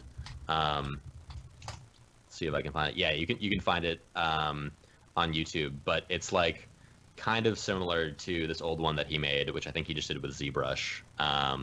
But yeah, you go into this room and it is an animated sculpture. Yeah, there it is. That's rad. Wild. Yeah. So this has been like something that I never would have expected that would have been like a career trajectory for me, but it's ended up being a really fun project. No, wait. So this what we're looking at here is real? It's like this is a video of it. Straight up a real. This isn't an animation. Sculpture in a gallery. Yeah. So this one I think is going to be shown in this gallery called Salon 94, which represents Takeshi, and I think it's going to be in April. I'm not 100% sure, but yeah, we're getting these sculptures that we designed in Okay. Houdini, like fabricated by like a industrial designer, and like I think they're going to be dipped in chrome, which will be crazy. How does it even move like that? Like, It's I'm so intrigued. It's a zoetrope. That's right. Yeah. It's a zoetrope. Yeah. That's super cool. Yeah, so That's there's pretty. it's kind of it's the same idea as how if you've looked up like the Pixar zoetrope or like those Yeah, other the ones out Pixar there. zoetrope is cool. There's like a cool Miyazaki one, I think, but it's basically like every slice of it is a frame of the animation, so that when it rotates, oh, a tiny bit, Yeah. it looks like it's moving, it's melting Yeah. downwards or whatever. Yeah. Okay. And You there's just this- don't notice it because the frame rate is the same or Right, something like right. that. Yeah. So in real life, Wow. it's like, well, how do you do that? You can't do that with the frame rate. There's a strobe light, so it feels Okay. like yeah. So- Yeah, like when you see a Anyway. printing press going really fast and you time a strobe light to it at the right Yes, rate. exactly. Gotcha. Exactly. Gotcha. Yeah, so it's gonna be crazy to see this like in person, I think. Yeah. But yeah, I'm really really stoked to have been like hit up by that. He hit me up for some reason because he saw the Freakachu like Pokemon Pikachu thing that I made that someone posted on Reddit, and like yeah. Anyway, that Yeah, you've led hit the to front page of somehow. Reddit a few times. Yeah. Anytime I see your stuff, I make sure to say who it is. Oh hell yeah! Thanks, man. Gotta give Yeah. credit where credit's due. Yeah, I Yeah, I always know. check that It's when I see editors, like man. Beeple stuff, on the front page of Reddit. I'm like, let's make sure he's getting his credit here. Let me see. Mm-hmm.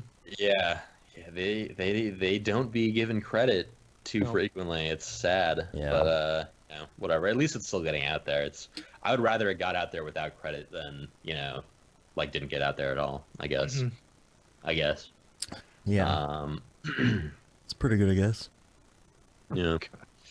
You said the thing. But, yeah. Let's do some links. We got Cool. some great links today to talk about, actually.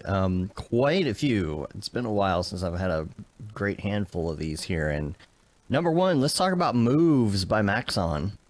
Yeah. I've downloaded it. I have not had a chance to play downloaded with it it yet. too. Yeah. Haven't had a chance to play with it either. I haven't even heard of this. It's, What is this? Okay, so the CVAR stuff where you could like take facial capture and stuff. Yeah. It's face now mocap. one that will do mocap with your camera. On your phone. You know, so On your phone? on your phone, yeah. So you take Wow. video of someone walking or whatever, and it'll automatically create a rig for it. You The know, only and record thing, them. like, that, and I have not had a chance to play with this yet. Yeah, I like, haven't literally, either. it like the press release just went out like right before the show. But what I wanted to do is just set the camera down and face it toward myself and see if I could do like move around and do a thing. Right. The problem is you can't do it. You need a second person. You need to a help second out. person. I don't know if that's something where they could make it to where you could flip it around, but you know, I'm lonely and have no friends, so I have to do my own capture. Forever. But So this is a separate app? This isn't like Yeah. part Yeah. of C4D? No, it's And on your Maxon made it? phone. yeah, It's yeah. on your phone. Oh. Like I want to try Moves this by out. Maxon. Yeah. Doesn't show anything particular, just captures. Yeah, I wanna try this out really bad, like after the show. I don't know. See, I need to interface my phone with the show so I could show this.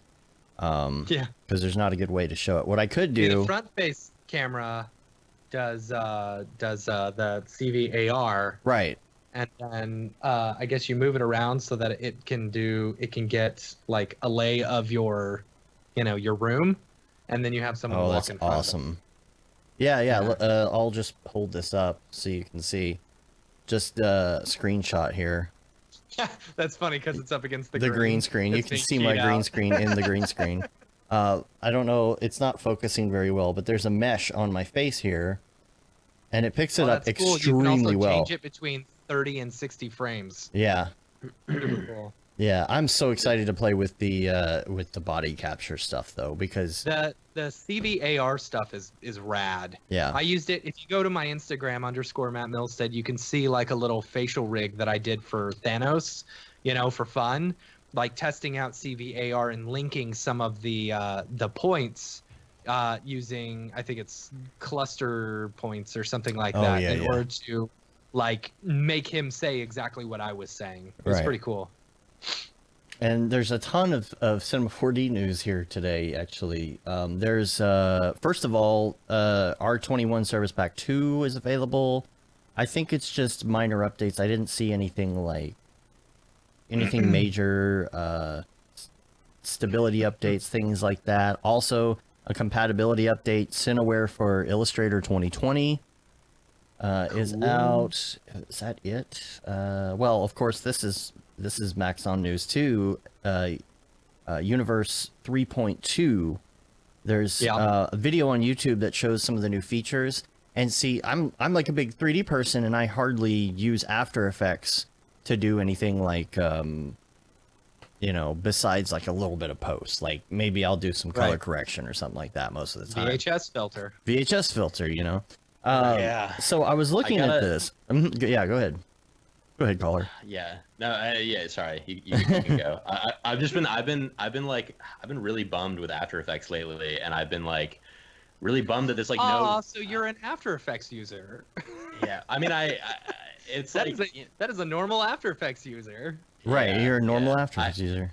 Yeah. Well, like being at, I was booked at like Entropic, which is like kind of the main studio that I usually work I at. love them. They're great people over Dude, there. I love them. Tell them if they need help, I'm open. Oh, I'll let them know. Maybe one of them's tuned in right now. Who knows? Yeah, they're awesome. Love working for them. They're my main place for sure. But it's so sick being booked at a studio where they just have Nuke licenses there. Like, because Nuke is pretty great, but it's just like so expensive. Expensive AF. Yeah, if they made an indie version, it would be. I would pay probably up to like $400 a year for Nuke Yeah. Indie. Even though I don't even use Nuke that much, it's just so useful to have it when I need it. So you're telling me you wouldn't pay $500 Yeah, but what a about year? Fusion instead? That's so similar. that's the thing is, I think I just need to use Fusion. Yeah. But I opened it up the other day and I was like immediately like confused. I need to watch some tutorials on it or whatever. Fusion? Yeah. Yeah. Rich Noseworthy has a really good Fusion tutorial. Okay. Like, cool. look that up. He gives you like, you watch that one and you're like, okay, I'm in. I know where I'm going. Sick. I know where I'm going. Yeah, because I was trying to do the thing where you just like press like tab and search for a node or whatever, and Yeah. it was not doing that, and that was annoying. Like, do you have to right click and go through a menu to get to all the nodes? I don't think so. I don't think so. Cool. Yeah, I'll watch that tutorial. I don't know what it is. Maybe it's like spacebar or something like that, but I know it's simple. It's Nosworthy. I feel like the Foundry is Nosworthies just, like, taste like Nosworthies. Snosworthies. Snosworthy. Who's ever heard of a Snosworthy? No. Yeah, Well, okay, wait. I'll send you the link. I'll find it. So the just to circle back around to the universe stuff, I feel like there's some things that would be very useful after watching this video, because I've been doing a lot of social stuff and all of that, and even as far as like having to deal with the different sizes and formats for every freaking everything right now, like, is maddening. It's like, okay, you want to do Instagram, you're gonna go with square, you're gonna go with 1x1, right? But if you're going to put something in a story, you need to do 1080 by 1920, right? And so if you're going to do Instagram TV, though, most people are going with the 16:9 format.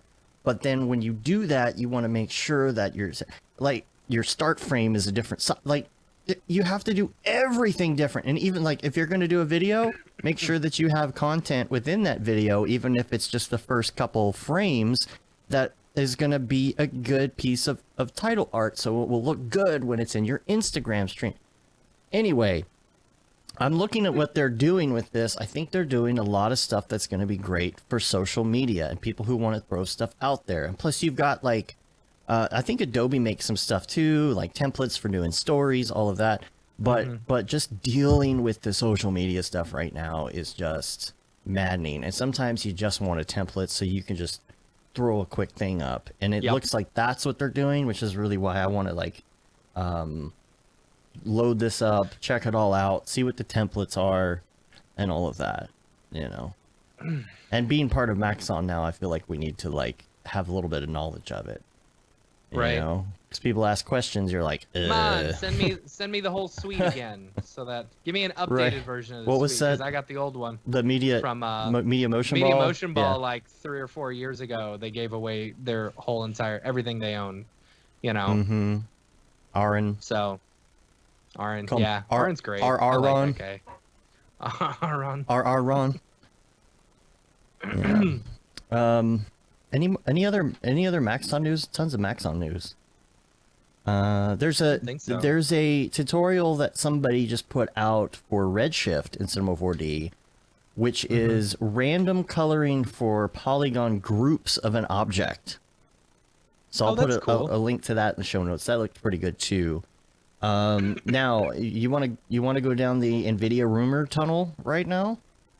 Ooh, let's go down that tunnel. Because we're approaching the point now where, like, I feel like, you know, I've got a couple 2080s or whatever, but I haven't really gone into, like, the Titans or anything. And I'm like, at this point, I might wait for something new. Ti's, dude.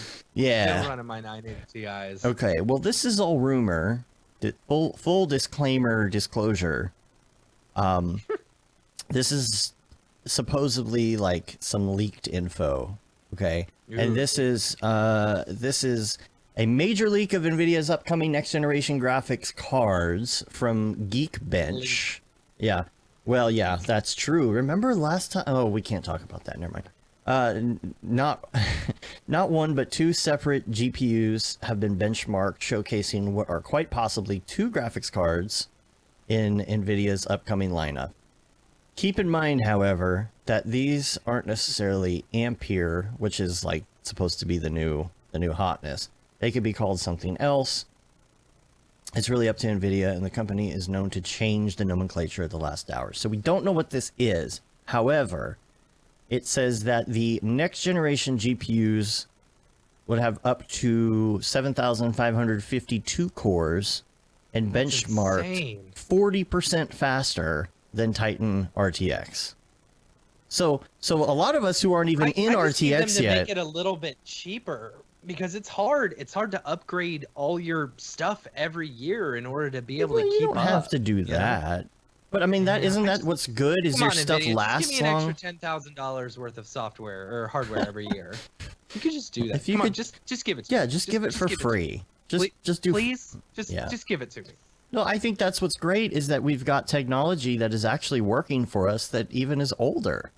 You know, I Yeah. mean, their stuff is holding up. And so what? You can't buy it every year. You wait a couple of years and you save up your money and then you get the new one, because that's what happens. Every time you buy something, it's going to be outdated like a day later. You know? Yeah. See, I wish all my stuff was RTX. You know, like I will not buy an older card because I want it all to be all RTX. I want to be able to turn that RTX on Right. You know? Yeah. and turn Sonic from the original trailer Sonic into new Sonic. I saw that, by the way. The Sonic movie. Yeah, I saw it with my daughter this What'd you weekend. think? Here's the deal. What'd you think? If I Yeah, hadn't let's hear it. seen Detective Pikachu, I would have said this was an awesome movie. Not that this wasn't a good movie, but Detective Pikachu was better. As soon as we got home, my daughter put on Detective Pikachu. Yep. But it's the same feel. It's like video game character appears in the real world. You know, it was good. It was funny. It had some funny lines from Jim Carrey that were like adult humor that the kids wouldn't understand a little bit. Yeah. But it was not Detective Pikachu. I did see it also, and I'm gonna agree with you that Detective Pikachu is better. Really? My opinion is that Detective Pikachu was like a 10 out of 10 in the visual effects and like the nostalgia factor, right? Mm-hmm. But it was like a 3 out of 10 in like the actual story itself. Really? Yeah. I felt like it was 10 out of 10 and maybe 8 out of 10 in the No, story. I agree with Okay. you, Chris. Yeah. Here's the thing also, to be clear, like I feel like most people never dip below 5 in their 0 to 10 scale. Okay. To me like a 3 is like a C minus, not like not like an F minus, right? Okay. Okay. But anyway, Plus. like the story was like nothing special in my opinion. And in Sonic, I think that the story was like a 4 and the VFX were like an 8. Okay. So to me, I felt Detective like the Pikachu, story you're, was you're seeing it for the VFX. way more boring. Like that. I hate road trip movies. Yeah, it I was. think Oh. road trip movies are so Well, stupid. here's the other thing: is I think that the dialogue and like the actual writing of Detective Pikachu, like being a little bit worse, actually made it more entertaining for me. Like I preferred that. I thought that Sonic was for sure boring. That said, I did like the first 10 minutes of Sonic a lot, like establishing everything. That was all great. You know, that stuff is kind of easy to do in general with movies. I feel like the first 10 minutes are always like entertaining. Right. But the post-credit scene is fantastic Yes. in Sonic. I don't want to. I see. I didn't want to. I didn't want Yes, him it in our is. world. Yeah. It makes me him want a in our- sequel. Yes, I agree. And I was That's just why I said thinking I about think the sequel. Yeah. I think a sequel would be better. Yes. You know, because you'll have so much more maybe from Sonic's world. Yeah. And that's Right. what I wanted in the first place. Because Yeah. when they, at the very beginning, when he's showing off Sonic's world and stuff, it's like, oh yeah, I'm in. This is cool. Yes, Oh, yeah. he's gonna go to, our world. That's Right. so boring. Yeah. Oh, totally. now he's driving in a car for half the movie. Now, and Yeah. and the other thing is that right at the end in the credits, I was thinking about the subject matter of the end credit scene as a possible sequel, and then it appeared, and I was like, sweet, they're on it. But the thing about Sonic is it was very okay. Besides plot holes, like why didn't he do the slow motion thing all the time? Not slow motion, Yeah. but you know where it shows him going fast why and didn't he hit ever from his go vantage back point. to the other world? Why? Right. Yeah. But why- the thing that Pokemon did better was Pokemon had a better look, a better film look, and the Yeah. characters were more integrated into the color space of the people. Here's what I'll say about that is I think if you look at the original trailer when he was much more realistic, he looked like he was so much more in the space. I think because they were under the gun in order to try and change the character, they caused a little less realism in the way he looks. And that's something that I totally accept. I think they did a fantastic job with the new character design. Right. I think it's great. The story was just lacking. Yeah. You didn't have human the teeth. story was boring. Didn't have human teeth. No. No. Only. Oh, Hmm. any more on Sonic movie? Well, I think that the other thing about the Pikachu one is that like there's a new Pokemon character in like every single scene. There's like a new thing to look at, and Sonic is just Sonic the whole time. Like so, Just it's like Sonic. not like they're blowing your mind with new visuals every second. Right. Like Right. that was the thing that made Pikachu really easy to watch as Yeah. someone who like one played Pokemon back in the day, but more importantly Yeah. like cares about like the VFX and stuff and like is Yeah. watching it for that. The duck. What is the duck's name? Psyduck? Psyduck. Psyduck. Oh my Love gosh, cracks me up. Cracks me up. But there were only maybe like 2 scenes where I saw Pikachu kind of like going through the forest or something and looked at that and said, that looks kind of fake. The rest of it was so on point. So good. Yeah. Yeah. Yeah. Yeah, so I'll put the link to that Nvidia thing up. The only other link I had was just a cool Houdini link to something. So, What is it? I mean, it was just a cool render. And Okay. NBD. I just think it's Was funny. that render fire? The render was fire. The thing I think is Ironically, I funny. thought on it. Somebody put like they did particles in Houdini for the first time. And isn't it funny, like, sometimes people will post stuff and they're like, this is my first render doing such and such, and it's, like, amazing. And Yeah. you're like, this is the first time you've done this? Yeah. I hate that. Hate It's a little you. misleading. Yeah, but it's a really cool render that somebody did. It was super simple. I mean, it was literally what's the default little weird character in Houdini? The pighead or Crag? the Roberto, the rubber toy. The rubber toy. It's like the rubber toy with some particles, but it looks so good. I was like, this is your first go at this?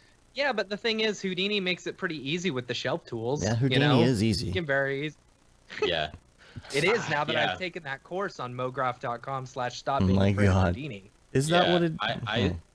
I straight up went to someone's like Instagram page the other day that was like literally all his Instagram posts were just like the renders that you would make following a From the Steven shelf? Nipping tutorial along. Right. No, just like they're like it's like a classic Right. example of like Right. straight up following a tutorial, like didn't even like say like, Change oh, I it at learned all. this from Steven Nipping, applied Yeah. Houdini Right. or Yeah. whatever. And it's just like, man, like See, yeah. it's funny seeing the because Liam was taking the class as well, our course, and I went through and I followed Mark's to a T, like did Right. Oh, everything yeah, he yeah. did. Which And is so cool I'm as posting long my as stuff, you're- and I'm like, hey, this is what I learned from the course. Yeah. But Liam's actually taking them and doing his own He's little going thing the so next that you step. wouldn't know, and Yeah. it's like, oh, I wish I had done that in the first place. But I was too worried about like I wanted people to be able to go step by step and like make sure that it was perfect. Yeah. As long as you're not making your reel entirely like Mhm. Right. tutorial Yeah. examples or whatever. Right. Like, because people are gonna notice that and call that out, and it's always like infuriating. No, I love what Liam's doing with that, and he's pretty far through the course.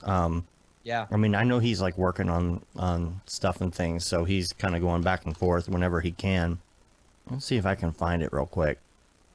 Put some of it up on the stream. Let's see, like this one right here. Yeah. He's following it, but he's Get a he's camera going around into it, yeah, and check he's it doing the textures but this is the one that I really liked when he was messing with vellum. Yeah. He put a really fun texture on this. Yeah, that is. It's really cool Man. looking. You know? I don't know how I ever survived without Vellum. Like, I can't believe that Vellum is only a recent-ish addition, because that's like my life now. It's just Yeah. Velluming everything And all they're the time. really working on developing it right now. Like, Yeah. like they're really pushing that. That's really Yeah. cool. Every release, they're absolutely killing it. Like, their development speed is insane. Yeah. Love those side effects, guys. Well, and they do. Yep. They still do like daily builds and all of that, right? Hmm. Yeah. Yeah. Yeah. Yeah. Cool. Question. Did we Answer. do? I know you have the answers for these, so we'll probably just do it anyway. But did we do Mograph recommends last time you were on? I can't even remember. We did, but I definitely updated since then. Oh, I okay. made a new little list for you guys. I'm gonna run to the restroom real quick. I while wish you y'all would. start this. See, he doesn't have Nice. Beeple's people anymore to run to the restroom for.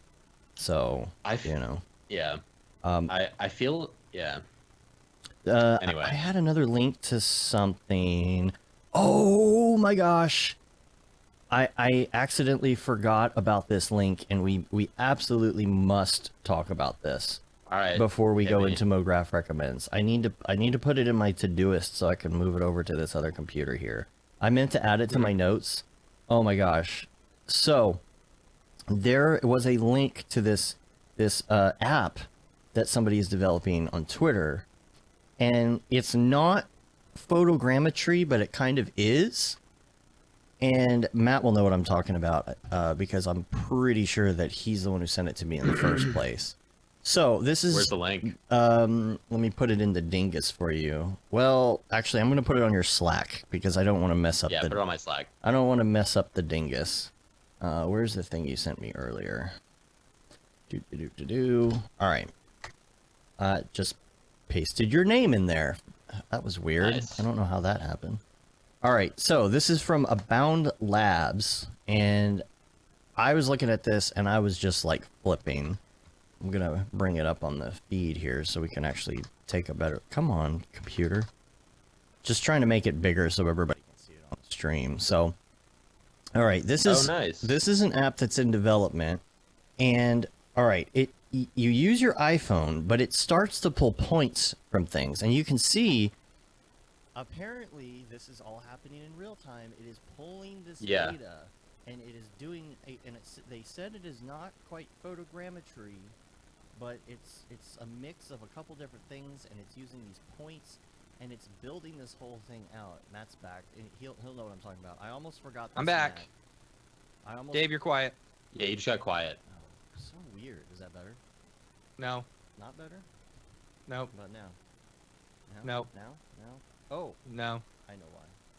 Hold on. I came back. Oh yeah, I've seen these guys before. They're actually based Okay, wait. right next Hold on to, 1 second, guys. Hold on. There you Oh go. yeah. Hold it's on. It's back. Hold on. Yeah, I know why. Hold on. Can we do a resync clap real quick? Mm-hmm. 1, 2, 3. That's fine. I'll just use yours. That worked. Okay. fine. I don't know when it stopped. When did I get quiet? Like as soon right as I as sat down. you were talking about this Okay. app, and you were like, I don't know if it's photogrammetry or whatever. Okay, but it didn't. Okay.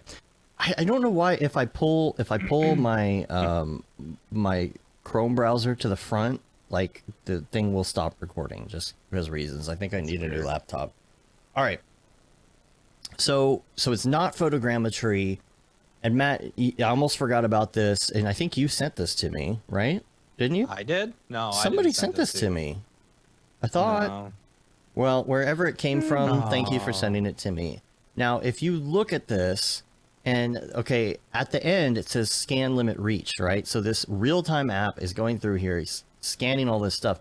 Now look from the top of how much was scanned here. cow. This whole thing, I don't know if it's like a GPS combined with a bunch of other things, but imagine what you could do with something that scans this fast in real time and gives you at least a Yeah. Now, reference. is that only for doing like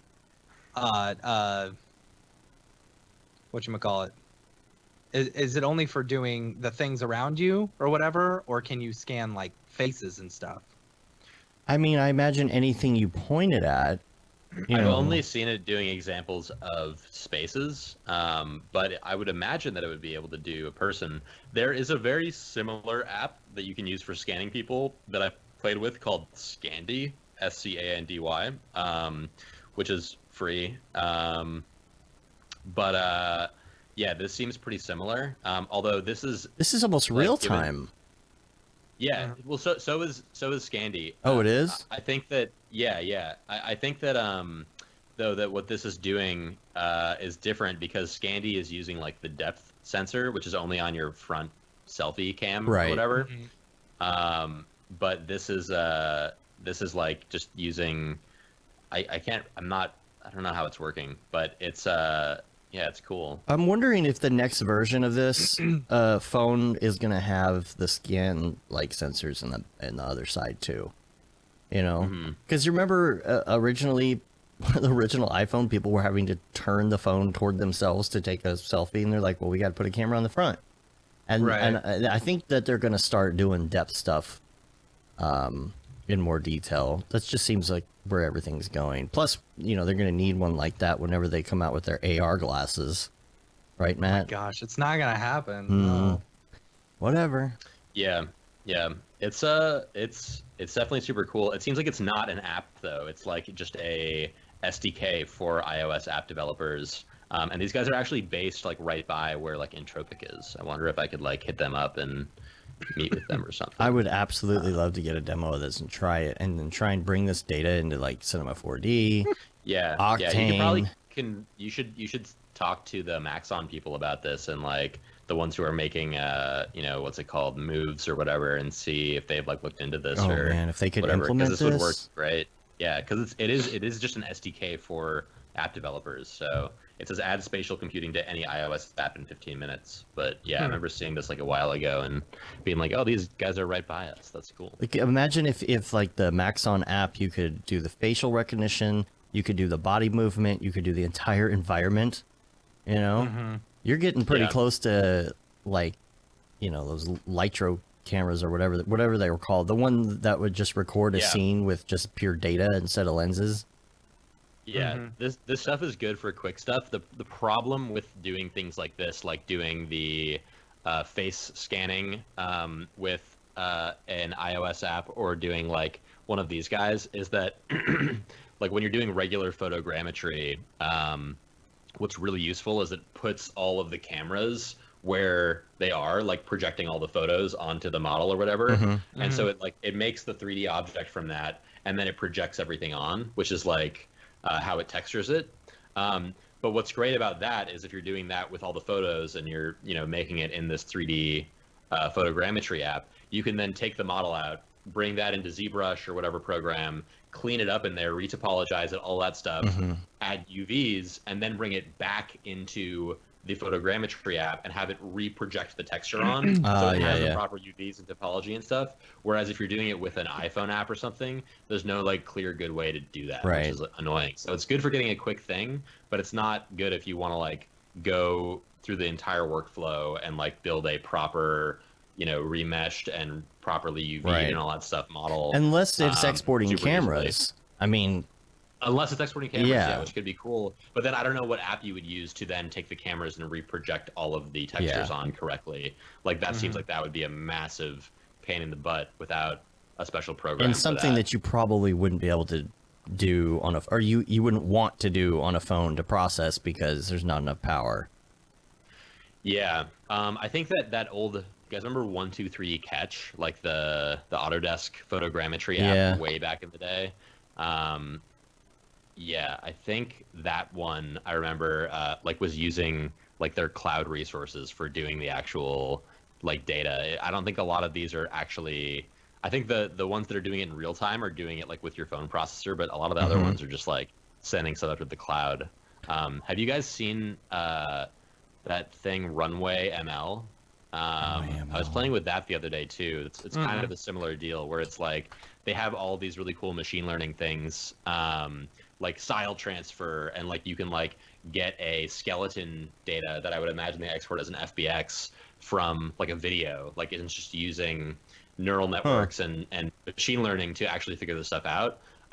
but it requires lots of GPU power. So kind of like PixelPlow or whatever, you just pay per minute of using their GPU power, and it like works really really well, and like basically makes machine learning accessible to creators. I want to mess with it more, but it's like this way you can like do machine learning stuff without having to like have all the processing have power.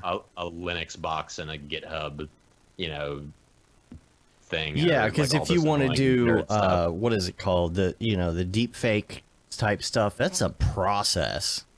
It is, and this makes it not a process, basically. So it's definitely like I want to play with it more, but yeah, it seems like it has a lot of potential as like a tool. Yeah, lots of experimenting to be had there. That reminds me, I was watching Bombshell. Have you heard that movie, the Fox News movie one? Yeah. And Bill O'Reilly is supposedly in it for like a couple minutes, and I swear it's just like CG of Bill O'Reilly. Like a CG face of Bill O'Reilly, because it looks kind of weird. I think they deep faked him. How does it work? Do you get royalties for that? I would think that they would.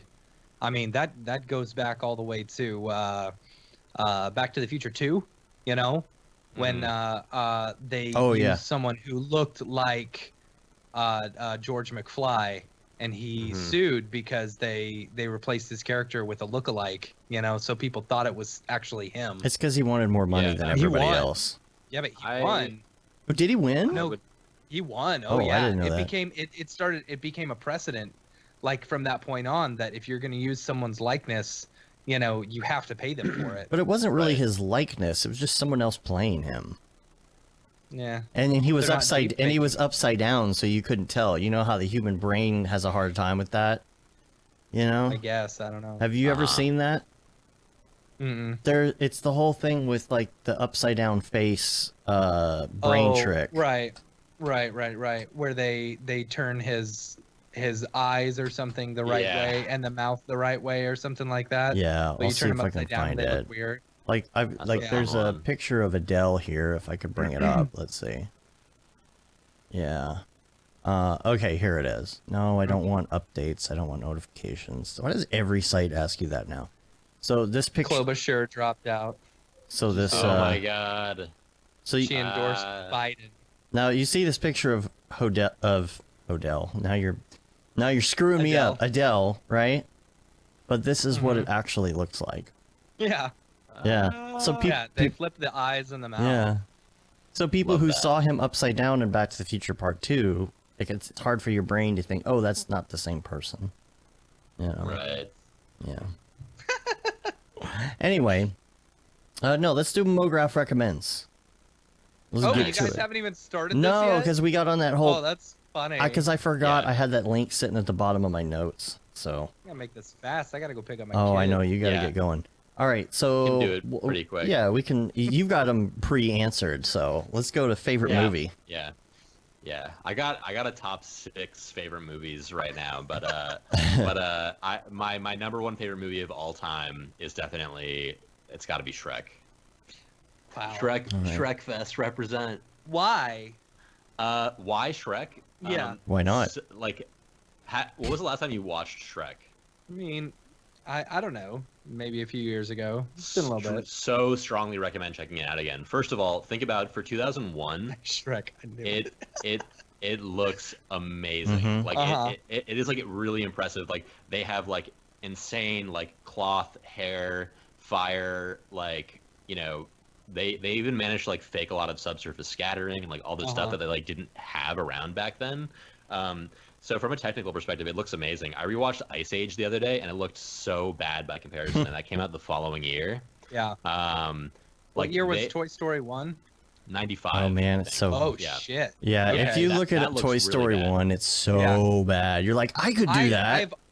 I've always wanted them to re-render Toy Story 1 with current like GI and textures and stuff like that. I love the old look. I love that it looks crappy. Like, and I think the 2001 era of CGI is my favorite like era, and will always be like the Star Wars prequels, Matrix, and like Harry Potter and like Lord of the Rings. Like the CGI in all those movies is like so CGI.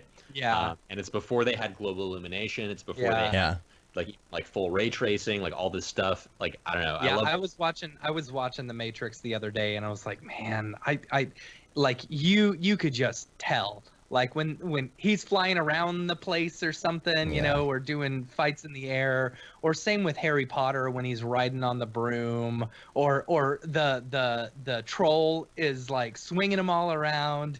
You know, it's so bad. It's so bad. Right. You know. Right. Yeah. For I mean, it's so bad, but it's noticeably bad. You know. Yeah, the way that I think about it too is it's like in the 80s when like you know synths became really big in music, everyone was like completely overkill using synths. Yeah. And now people use synths a reasonable amount. Same with CGI. It was like brand new back then and everyone overused it, and now people are like mixing it in with like all kinds of other stuff, and it's like just a tasteful amount now. But it's fun to go back to the era of like overkill synthesizer music in the 80s. Yeah. And for the same reason for me, especially because that was like when I was like, you know, in like elementary school, like that's when I have the most nostalgia for is that specific era of like N64 and like, you know, like old CGI stuff. I just love.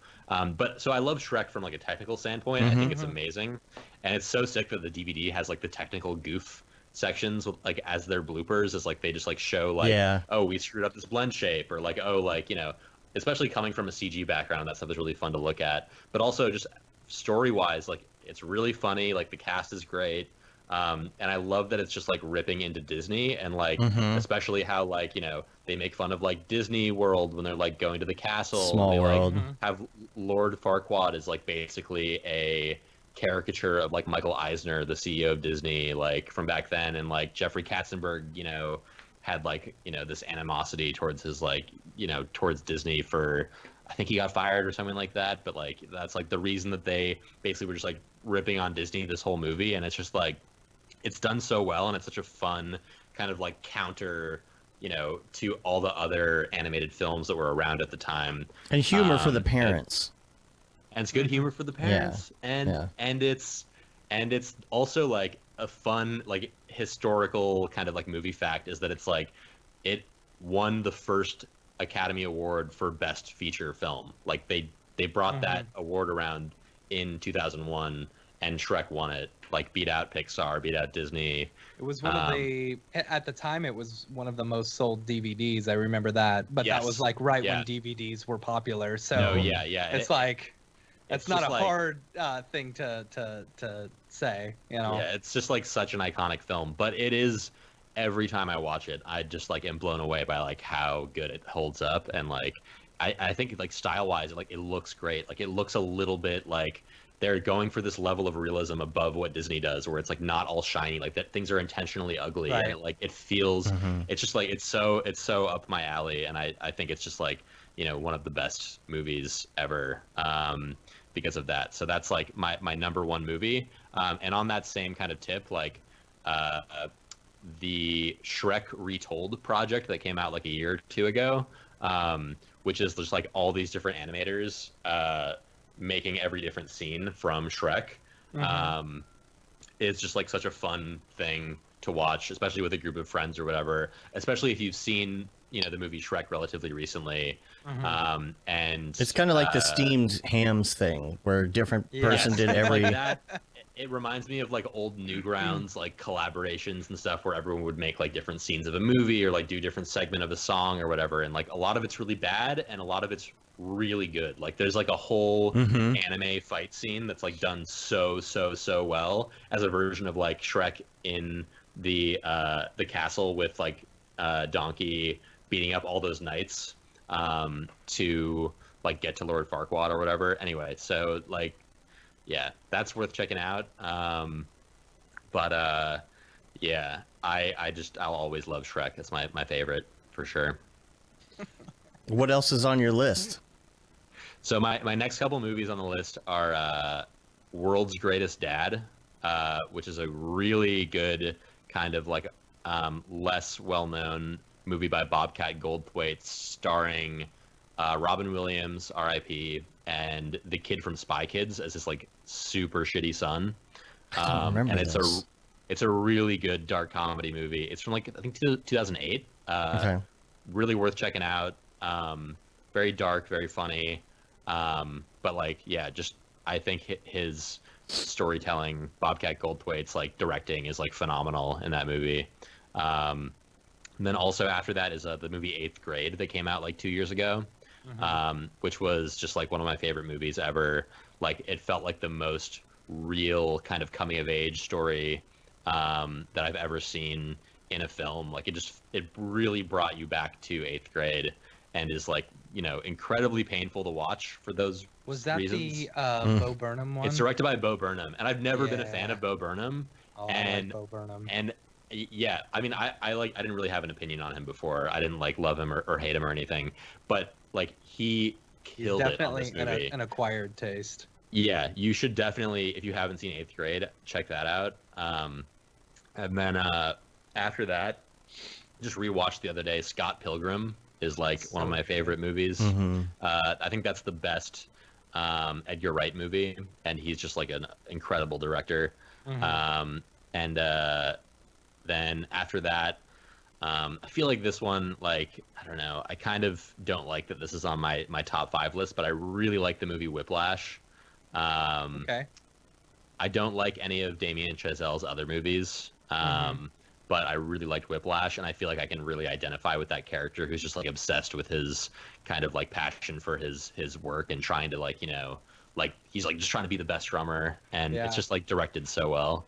And then number 6, my top 6 is Emperor's New Groove. Is definitely like my favorite Disney film. Such a good movie. I mean, the level of humor in that is like the same as Shrek. Like they're both like absolutely like they'll always be funny. That to me was like it was a movie that I didn't expect to be so dang good. Yeah. Like it is very There's funny. nothing like it. There's nothing like and it. there's with say like Detective Pikachu or Sonic, where you've got the comic relief who just won't stop talking the whole time. Yeah. You've got David Spade, who does a fantastic job as the Emperor, Totally. who's making these jokes, but they're not overly aggressive, like the obviously movie, there for, It's so funny and so well written, and the cast is like incredible. David Spade is like perfect for, that's like his best role ever. Yeah. But on top of that, the movie is like beautiful. Like the set design, like the world, like this sort of like, South American, like, just like the I think it's like meant to be based on Peru, or I'm not 100% sure, like Machu Picchu or something like that. Yeah. Like that.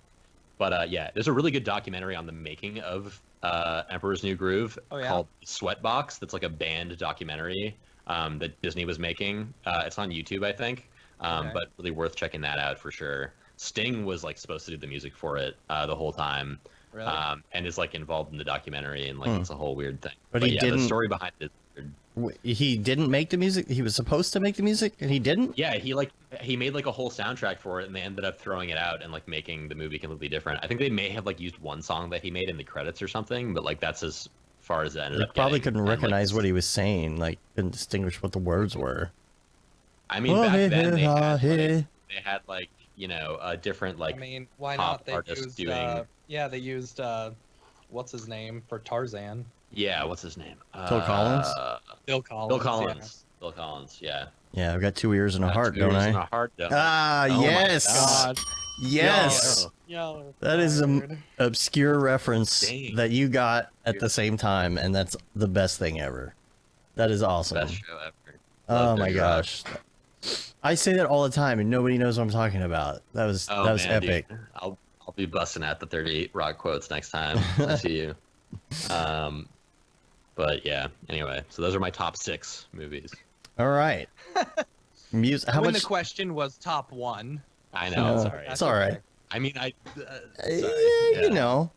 Okay, Matt's got 8 minutes. So Matt's got 8 Matt's minutes. got 8 minutes. Quickly. All right. So music. And I'm pretty sure we started you're asking your questions about 15 minutes ago. So, yeah. The rest will be much quicker. Yeah. That's with you. My favorite music is always gonna be Girl Talk. I just love Girl Talk. He's going on tour again, so I'm trying to like see if I can catch him at one of his dates. But recently, I really like this band 100 Gex. That's really worth checking out. they're really crazy, kind of like electronic, but also kind of like emo or like metal-y kind of punky vibe, which is not a thing that I'm usually ever into. But yeah, you should check it out. You might dig it. What's it called again? Really 100 Gex, like GECS. Yeah, they're great. And then favorite TV show, I guess I'll say 30 Rock because we were just talking about it.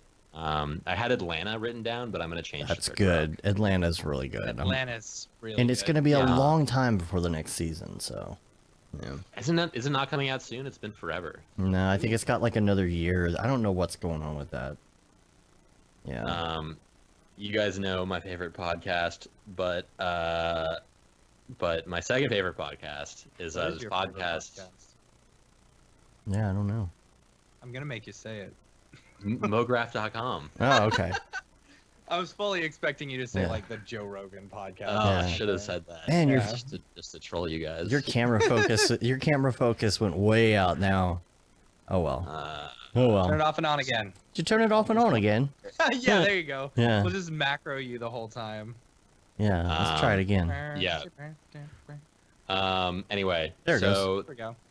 yeah, but my second favorite podcast is one that's really small called Movie Buddies. That's just these two animators that I really like, who I follow, Charles Hutner and Sean Buckaloo. They're like kind of independent animators, do a lot of really cool 2D stuff. Charles Hutner posts a lot of really cool stuff on his like Tumblr, I think, and Twitter.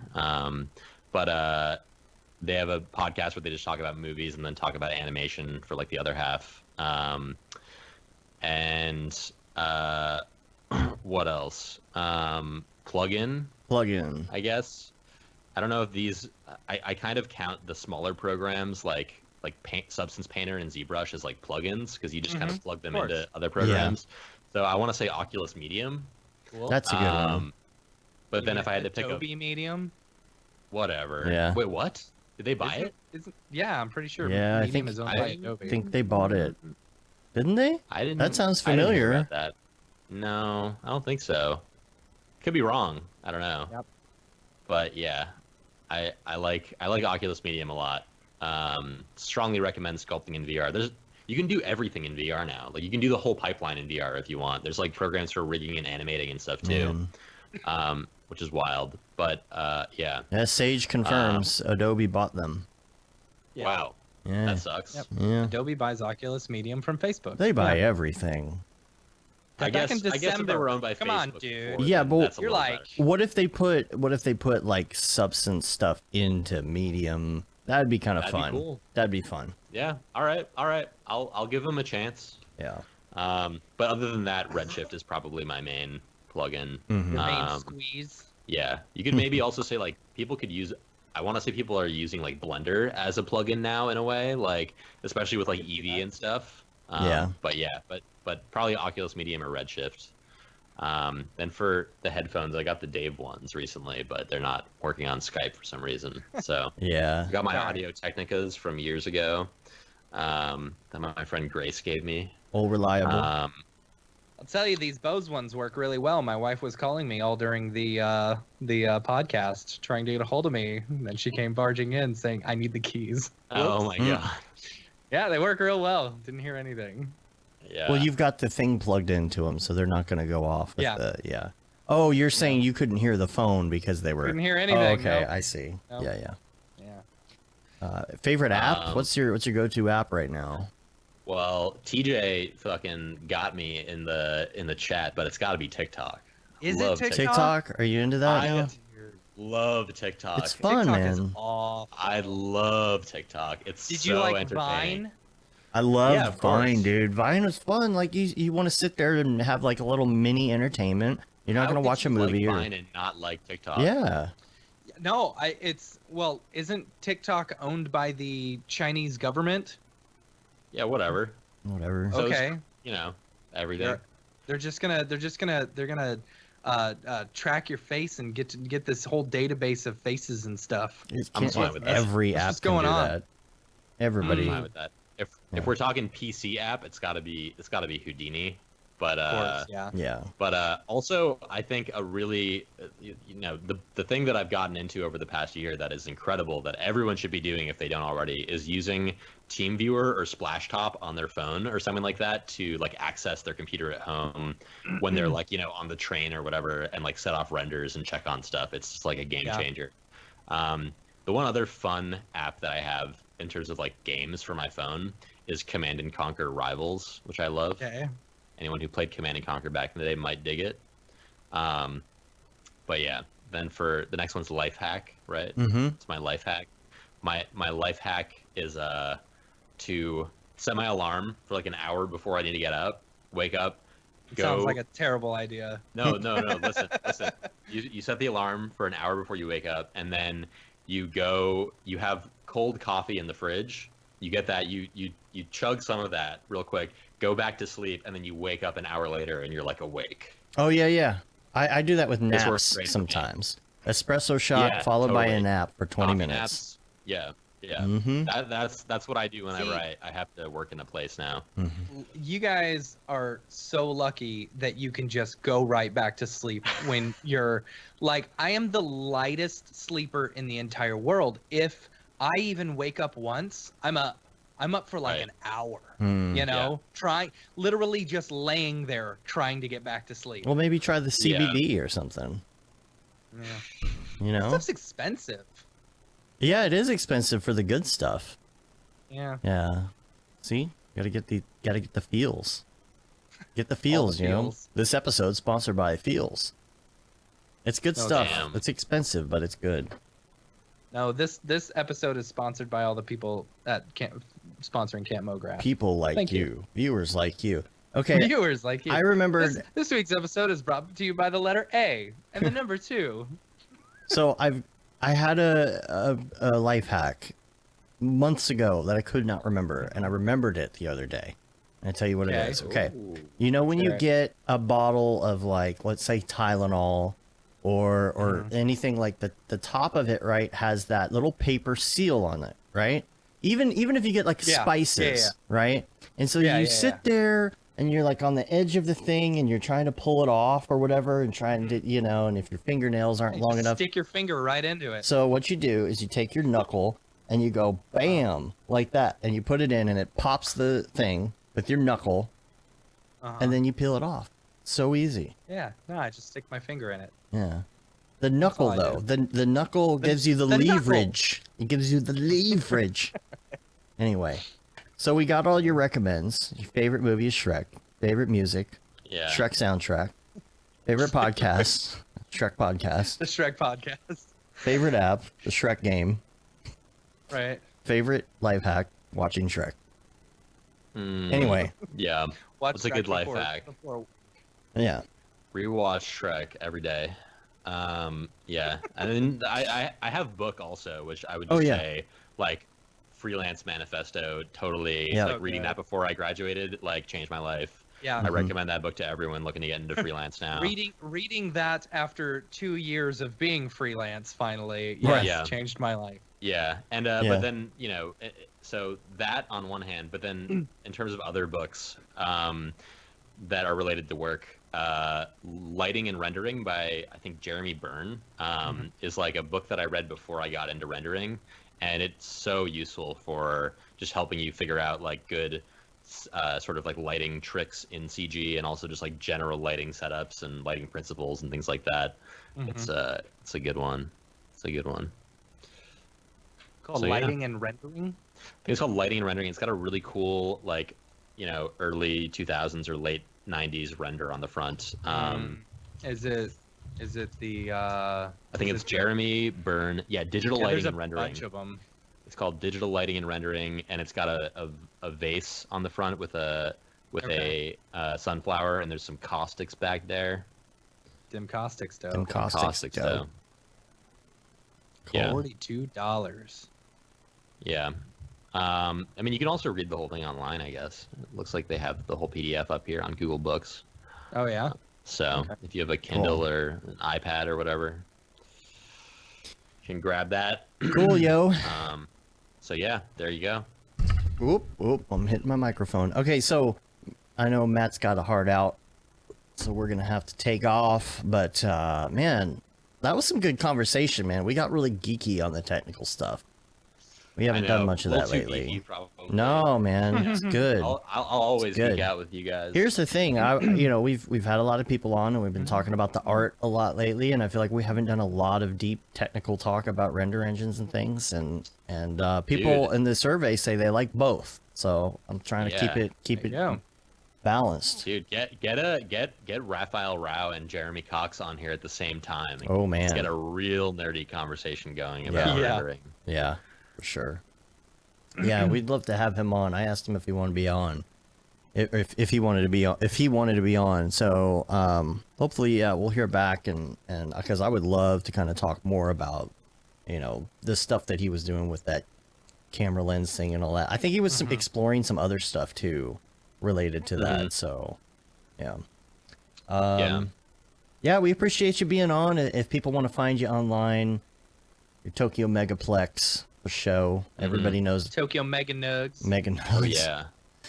Yeah. Can I plug two more things? Plug away, everything man. You want. Yeah. All right. So my links are here. You can see my links, loaf.zone and at Tokyo Megaplex.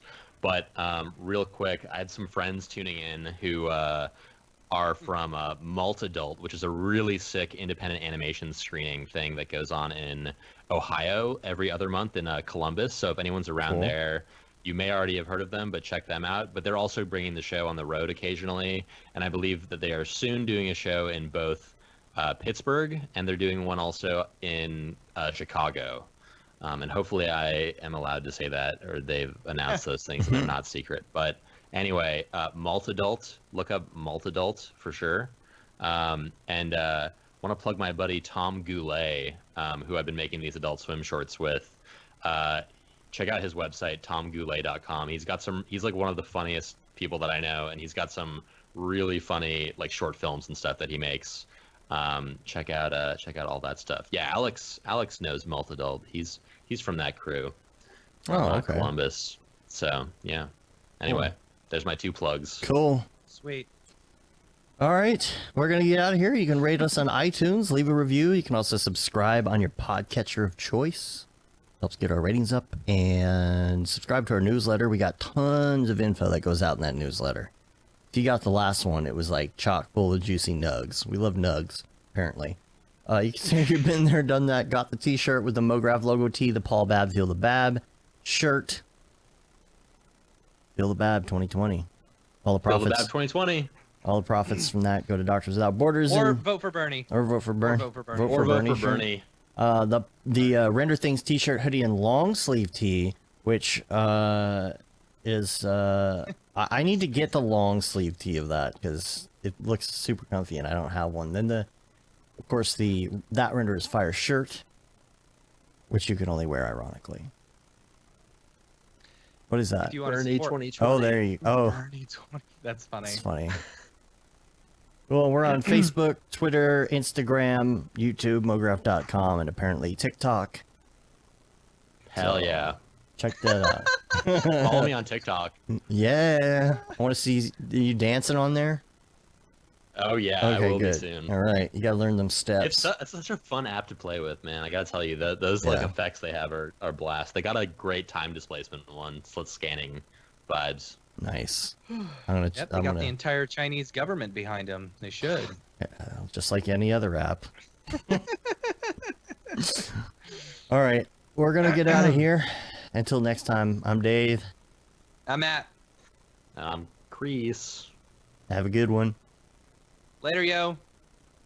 Everyone make sure to wash your hands. Not because of Wash your hands often. Not because of coronavirus, but just in general, make sure you wash your hands. Yes. Yeah. Wash your hands. And spay and neuter your pets. Spay and neuter your dogs. Especially your weirdly drawn cartoon dogs. Oh yeah. Vote for Bernie.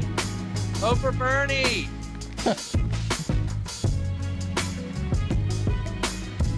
Stand by.